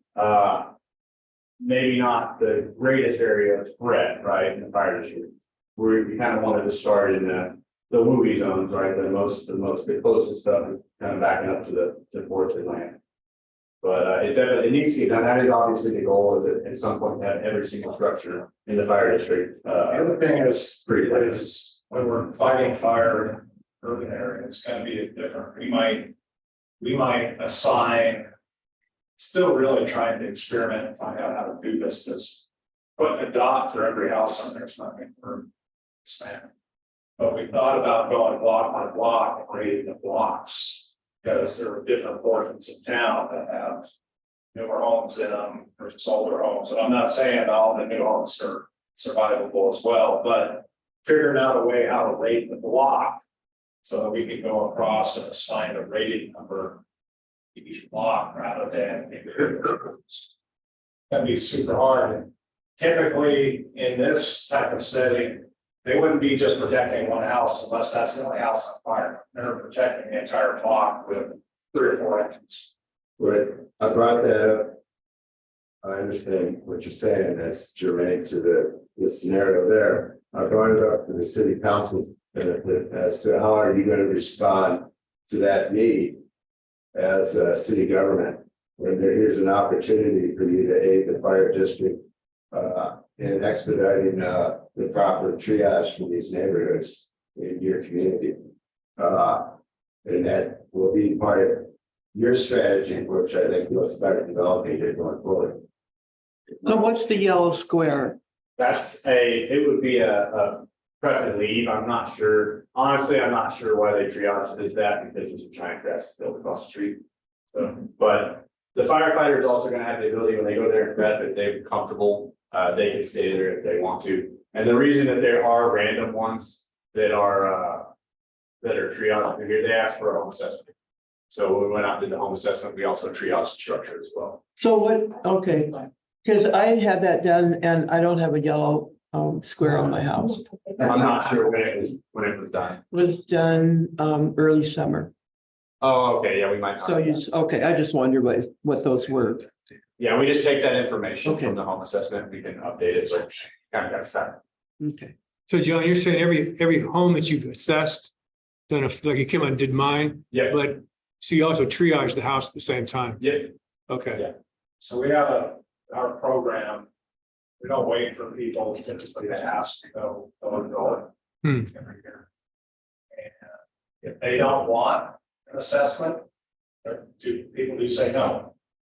Or if they're not home, we do the triage anyway. We do the triage from the street. We don't go walk around their property or you do it from their driveway or. You just answered my question. Okay. Thank you. I was just wondering if you randomly, would knock on doors where people come to you. Yeah, what's interesting, if people like neighbors see us walking around with their neighbor's property, they run over and, can you do mine next? And then we end up getting 3 or 4, and they go, oh, you're mine. We'll turn it over to Next person. Forest Service. Yeah, Erica's gonna cover the Forest Service portion, but I'm gonna speak towards this structure triage plan that these guys put together. And putting on my other hat, I'm also an operations section chief on one of the Type 1 teams in Northwest. And getting handed this when we come in and inbreed is like a huge blessing for us. This saves weeks of work. And we can hand this right to our structure protection specialist and the firefighters, and they go right out and get right to work and start planning for what they need to accordingly. This is a big thing that they've got accomplished here. Done. Good job. Very good.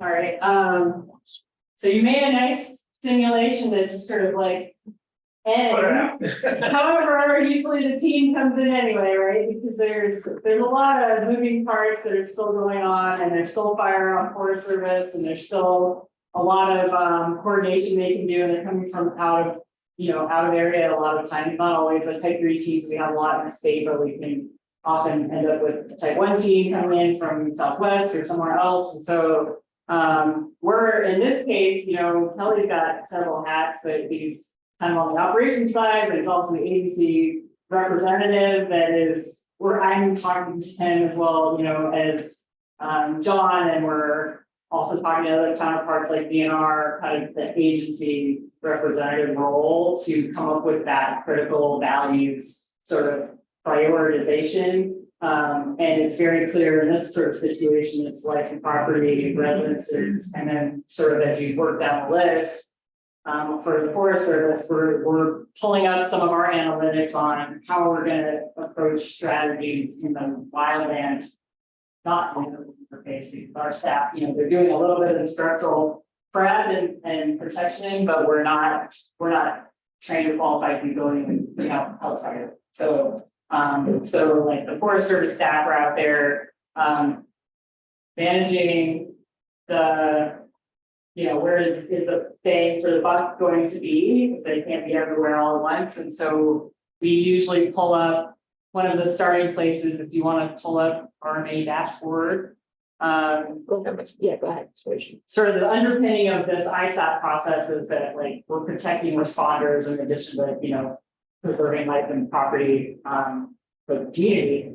So RMA is just a tool that it's continually being improved, but it's to show a lot of the different features on the landscape that are going to inform the strategies on the ground. So we've got all kinds of layers we can pull up, and in this situation, you know, we've got where's the canyon cozy for the fire that was still going on, 1,200 acres. You know where that is? Cozy, roughly. yeah, it's like. And you see you've got structures on here, so the same structural, the prep layer that the county is showing. So we'd be looking at, you know, with limited resources, perhaps initially, where our firefighters going to be most effective and safest in doing their job. We'd like to look at pods and PCL. So pods being potential operational delineation, PCLs, potential containment lines, or PCL lines. And those are developed with cooperators, so with the DNR and with the county. These layers are sort of like showing places that might be able to be used as containment features. Where you wouldn't have to put a lot of new line out there to be able to catch fire. And a lot of these things came out of, so the ISAP process, you know, we're doing some risk the risk framework was already at play when we come to managing fires, but it really helped sort of highlight, they were looking at a lot of like past fires and how much lining we put out there that isn't even touched by the fire and doesn't actually keep the fire from growing. So there's a small percentage of line that firefighters dig out there that actually does anything to stop the fire. So with the amount of risk that that firefighters are putting themselves at to go put it in the line, you want to make sure it's in the right places that it's actually being effective. So there's this PCL suitability. These get updated, so this 23's layers. And feeding into this, you know, you guys can talk a lot more of the inputs, but we're, you know, these are veg layers, different types of like fuels out on the landscape and potential burn sort of regime on those landscapes. So there's evacuation time.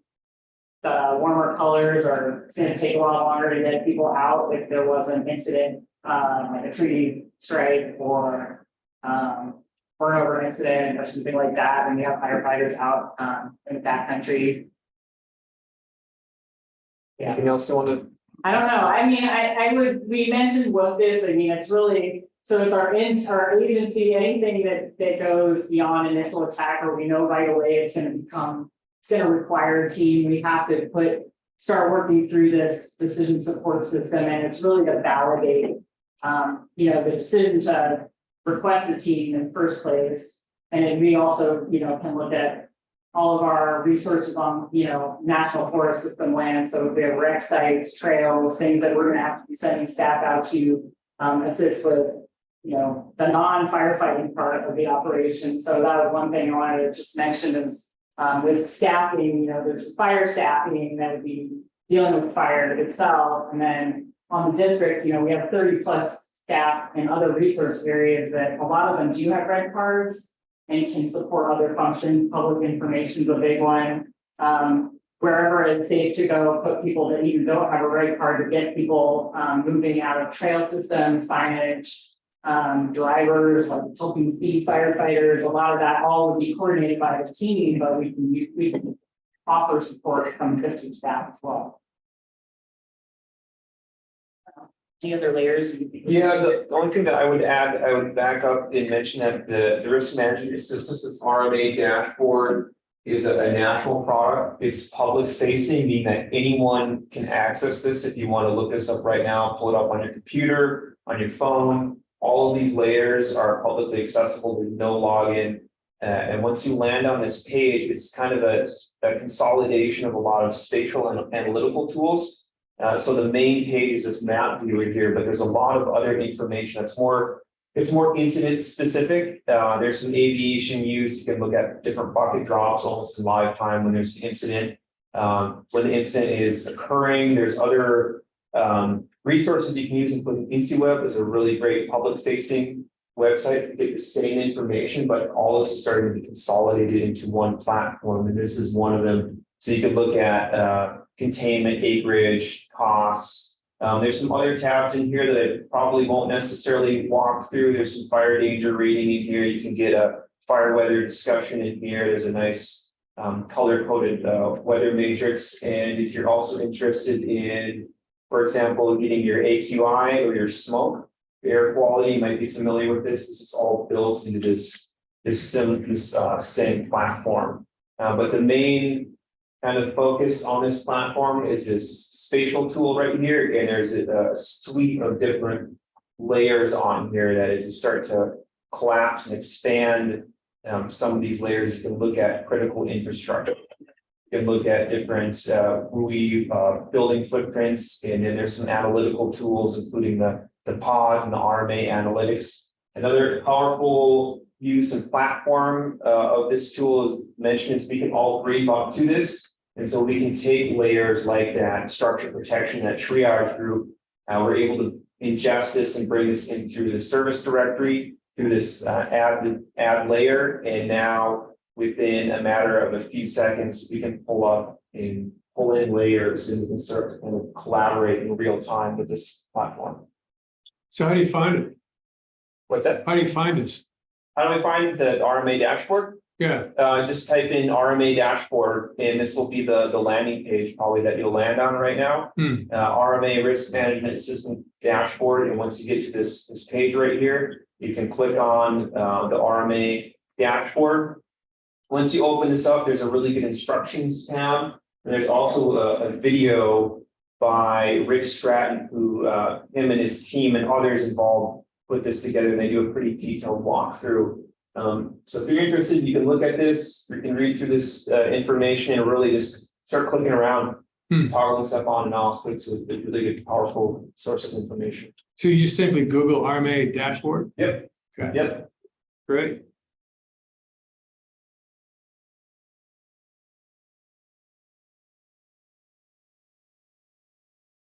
For Forest Service. Are we supposed to conclude at 8, Selby? Is that the plan time? I didn't, and I Oh, put an no, end it's time, 16. 'cause At some point, I just wanted to ask kind of a general question. And I've asked it before, different personnel, I think, but like what should the city, what can the city do better? Or what do you think the city is, are there things that the city should be doing more of? Is there a bigger role for the city to play? See a lot of blank looks, which isn't usually a good thing, but It's a good question. we want to know that we are fulfilling our role to the maximum 110% when it comes to fire. We know that we're not doing fire suppression. We know we're not doing firefighting. We know we're not doing traffic control. I see that you want to coordinate with our public works and possibly getting information out. I hear that. I think we can probably meet that need. I asked Commissioner Frank. Okay. Ross is also a founding member of the Jump State Coalition. You probably know Carleen Anders, former mayor of Pateros. She's the Okanagan Long-Term Recovery. We had her here several years ago now, and she gave a very heartfelt presentation about the Carlton Complex fire and lessons learned. We asked her the same thing. She told us to develop a COAD. This was 3 years ago. 3 or 4 years ago. Yeah. And we kind of started that process, and it sort of sputtered out a little bit. Sorry, Mayor, I think it kind of sputtered out. But I would love to hear from this group right here, right now. Like if you could task us with something, what would that be? You read my mind. But no one to do that. As fire commissioner, I'm an elected official like you folks, and so we report to the citizens. And it's their interest that is our main interest or responsibility. So just as a fire commissioner, we oversee the budget at the district and general operations. And see that the firefighters have what they need to be safe and effective, well-trained, and have the tools that they need. And with the voters supported through levies and the tax dollars, we do a really good job of that. We have an excellent staff with a lot of experience and skills. And so as commissioners, we try and see that stage is set for them and they have the right platform to operate most effectively on. Safety, their lives, and the safety and lives of the citizens are our top priorities. And then after that falls in line property and resources, infrastructure, and so on. So that's just the basic outline of our responsibility. And you have a similar one to your community. And so my perception is that we are grassroots. Leavenworth is a grassroots community. Our problems are basically grassroots. Our issues are grassroots. So, and then it's the same with the fire district. We are operating at a grassroots level. And how can we pull apart those little micro pieces and mitigate the risks and the hazards that we identify?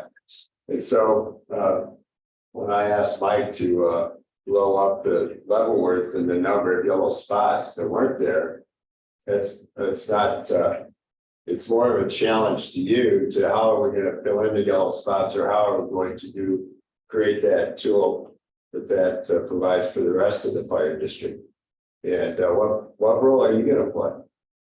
And there was a question asked earlier by another city councilman of what is the strategy of the fire district? Can you answer what is the strategy of the city? When it comes to fire, that's a rhetorical question, maybe. Yeah, it's a rhetorical question, and so that's something for you to think about and develop. And how do you partner with the fire district so that you make us both the fire district and the city effective in meeting the challenge of fire in the urban interface? And what are the things you can do pre-fire, during the fire, and post-fire to mitigate and plan and be prepared for? So it comes right down to grassroots things like, is your public works department, do they go through periodic training and evacuation procedures, roadblock procedures, how to respond in an evacuation? Do you have the communication ability to get a hold of them, get them on site, make them feel confident that what they're about to be asked to do is something they're familiar with and they're comfortable with, and have a confidence that they can address it in a situation that's highly emotional and has a black moment. So are your public works department ready for that? Are you providing them tools? Do they have simple things like personal protection equipment, PPE? Can they go to your maintenance shed, put that on, and in 10 minutes be on the job? So that's the kind of in the weeds stuff that as city council people and similarly commissioners, we have to see that it is being addressed. They have the tools they need and they have the training. So that's one level. Evacuation. The sheriff's department is not staffed at the level that it would take to handle the complete evacuation. Worst case scenario here. Public Works is a player in that. The city is a player in that. You have a vested interest. Yeah. So what's your role? Are you going to supply your workers with those tools and training that they need? That's one example. Another example is going forward planning. Are you going to address structure density? Are you going to make sure that when the firefighters come in to fight fires at certain structures, that they're not too close? There aren't propane tanks sitting between homes that are only 6 feet apart. Are you addressing the safety of the responders, of the residents, and of the property in your future planning considerations? Are you working on ingress, egress? Are you formulating your own pre-attack plan as far as triage in your neighborhoods? Are you identifying where the impingement areas in the greater Leavenworth area are that you're at greatest risk for entry of wildland fire? Do you know where those Achilles tendons are? And then when you do identify them, what are you going to do to help mitigate those sites? A good site is the base of Tumwater Canyon, or Tumwater Mountain rather. Let's see, the Alpine Heights. If you go up to Alpine Heights and take a hard look at it, in fuel loading and positioning, access, ingress, egress, it's in a very, very dangerous position. How is that going to be addressed? And you have tools and you have a rapport with your citizens, and you can take a look at, do the planning for this and address it as a city government in partnership with a lot of other resources that we have. You're not standing alone. None of us are standing alone. It's going to take a lot of partnership. Sharon spends a lot of time coming to our coalition meetings, and she hears a lot of dialogue about all these issues, but not any one entity is going to be able to address all of it. What is your role? I don't know if you have these tools at hand, or if you have your plan that you can pull out right now and address these things. So that's a challenge to you, that if you don't, what are you going to do to expedite it? And when these issues come up, like planning and regulation and so on, are you going to address those issues and consider them also? We appreciate the fact that you brought us in here this evening to bring you up to date on what our efforts are to address wildland fire and the urban interface and the community of Leavenworth. The fire district is a lot greater than just the city of Leavenworth. And while we work very hard to address what the city needs, you folks are going to have to partner with us and address, a lot of those needs yourselves. And so a lot of things came up tonight, like the generators. Do you know if the generators down at your water plant will fire up tomorrow if they were needed? Do you know if your staff down there has the training to shut off water in one area and shuttle it to the area where they need the water at those hydrants? Do you practice doing that? Things like that, grassroots, practical, little things that will make a difference when needed. And so that would be a challenge to you because of, in my years of working with the coalition and the fire district, the big picture can be overwhelming. You got to break it down into the little pieces that you can address, and little micro pieces one by one, where you address maybe your piece of the puzzle gets filled in, and the more prepared you will be when needed. The other part is outreach and education. You have a direct line to your citizens. Have you talked to them about breaking down into little neighborhood groups and encouraging the neighborhoods to come up with a neighborhood plan, work together to mitigate exceptional fuel loading, maybe in the alley behind their homes, things like that. There's a lot of micro things that you could make your citizens aware of and encourage them. And there's a lot of money coming down from on high in the pipeline. There's a lot of hands in between us and them, but apply for some grants, research it and apply for grants and get the more opportunity. You have your $50,000 for home hardening. There's a lot of potential grants out there coming forward that you might be able to take advantage of. That's basically my message to you. It's a challenge. It's an offering to continue the great relationship we have as fire district and city. Remembering we have a great challenge here. Another thing, could you encourage the central business district get a grant or aid them in watering the rooftops of that entire Front Street block? Embercast going down there. You remember I don't know which fire it was, or there are warehouses on the far end of Wenatchee. Were ignited from the Sleepy Hollow fire. So, you know, those scenarios could happen here. And it's a simple fix once it's in place. But going from no water system on the roofs of all those buildings on Front Street to a robust water system is a task. And there you go. Have at it, guys. Thank you. That was huge information, don't you guys think? Wow. That was like a wake-up call. Well, Big time. and all of this that you've seen tonight, you know, and all of our fire districts were, you know, we've been trying to answer the bell all along too. And our history, 94 fire is tattooed right here on me. Probably a few other of us there. Yeah. And so it's lessons learned. Don't forget the lessons learned. And we can address them bit by bit, grassroots level, neighbor to neighbor, house to house.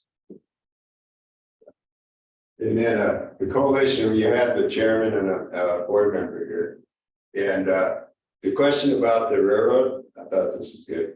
In the water tank, 50,000 gallons. We applied, the county applied with our partnership with the coalition for the legislature to grant us, I forget the grants name, but anyway, we wanted to put in water tanks at specific points in the entire Chumstick watershed. We still want to do it. We didn't get the grant, but it would have addressed that very question. So, you know, we're forward thinking. We have a lot of ideas. Takes a lot of energy. There's a few of us, but there's a few of you now. You can take it on. So, thank you for your time. Thanks, Ross. Yeah, thank you. So, anybody else have anything to present? Jason was gonna do his evacuation, but also. Not this one. Oh, I think Jason, He might had have to to go on a go. call. That's what I thought. Jason is out for the rest. So I think I'm gonna just wrap it up here. You can see that this is a large, complex issue. It's not something that any one of our agency, yes, sir. I just have, there's a lot of good citizens in this town. And a lot of people like me are good at doing things. Could you set up some sort of a volunteer system? So when something goes awry, we can help. I mean, I'm a mechanic. I can fix anything. I've worked on Snohomish County fire trucks most of my life. Worked at a machine shop for 20 years. I have a machine shop in my shop. Anyway, Well, yes. I'm kind of a volunteer for the irrigation water, a backup guy for the irrigation water up on Ski Hill. So I understand that whole system, and your question of can you use the water in the ditch? It's 2 feet wide and it's a foot deep and you'd suck it dry in 3 seconds. So I'd say not a chance. We wouldn't use our big end.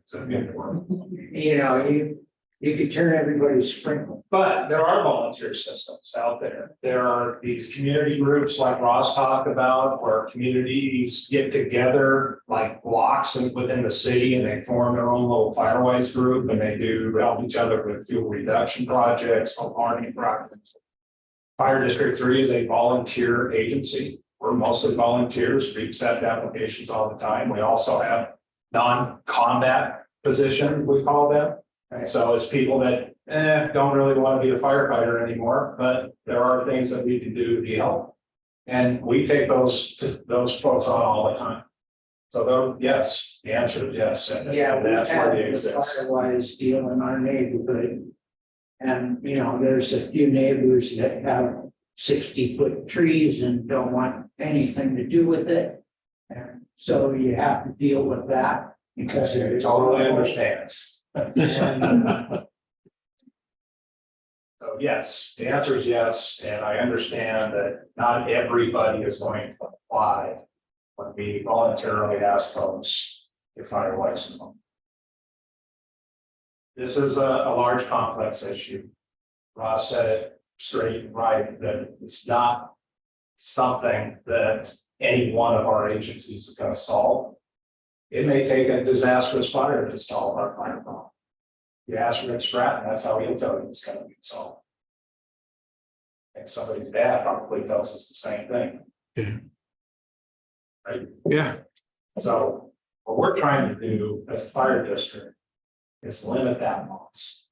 We don't want to be destroying homes. If the forest is going to burn, there isn't a lot we can do to stop it. Mother Nature has to help us a lot to stop it.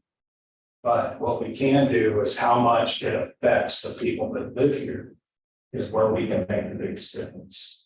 And when we start working together with this new program coming out with the Forest Service that we've been on, where they're taking our input on our priorities to do fuel reduction. And we're trying to get projects up that address those so that if we come out and do chipping in an area, then that expands automatically into the Forest Service. That's going to make an impact on lowering the fire intensity where people live. So I do thank everybody for coming tonight. Thank you for the opportunity to be here. I hope this was the type of presentation you were looking for. If not, you know where we are. Kelly, before you wrap this up, I was going to ask the folks at the Forest Service. Is there any way we can do a fuel reduction up on Ski Hill itself? That's a buffer area, and there's lots, like we have lots of hundreds of people up there hiking and biking, and usually they're not the fire threat, but that's still, it's just a ton of unburned fuel all along the lodge, all that whole section where the ski route, the cross-country ski route is. Are there funds available that we can reduce that fuel loading that's up there? Is that any kind of part of a plan? It's in the proposals right now that we're looking at. I mean, our next planning area, and we can come back for another, talk about sort of the newest planning area, which we should have done a long time ago. We did. I know the Chumstick Coalition's part of like some of the work we've done at the Chumstick, but the Chumstick to Lower Shaston planning area includes Ski Hill, and I've got a very energetic rec manager that just left our district, but he's still very passionate about it because he lives here in Leavenworth, and I think we're trying to fold in some of those assets that are recreation emphasis, things that we really want to see treated in the next, project area. So Ski Hill's on the radar for sure, for potentially some good treatment. And then some of the other, things we talked about already with PUD power lines, EPA, the forest may be looking at a bigger project just to address power line right of ways and beyond to be able to treat those areas.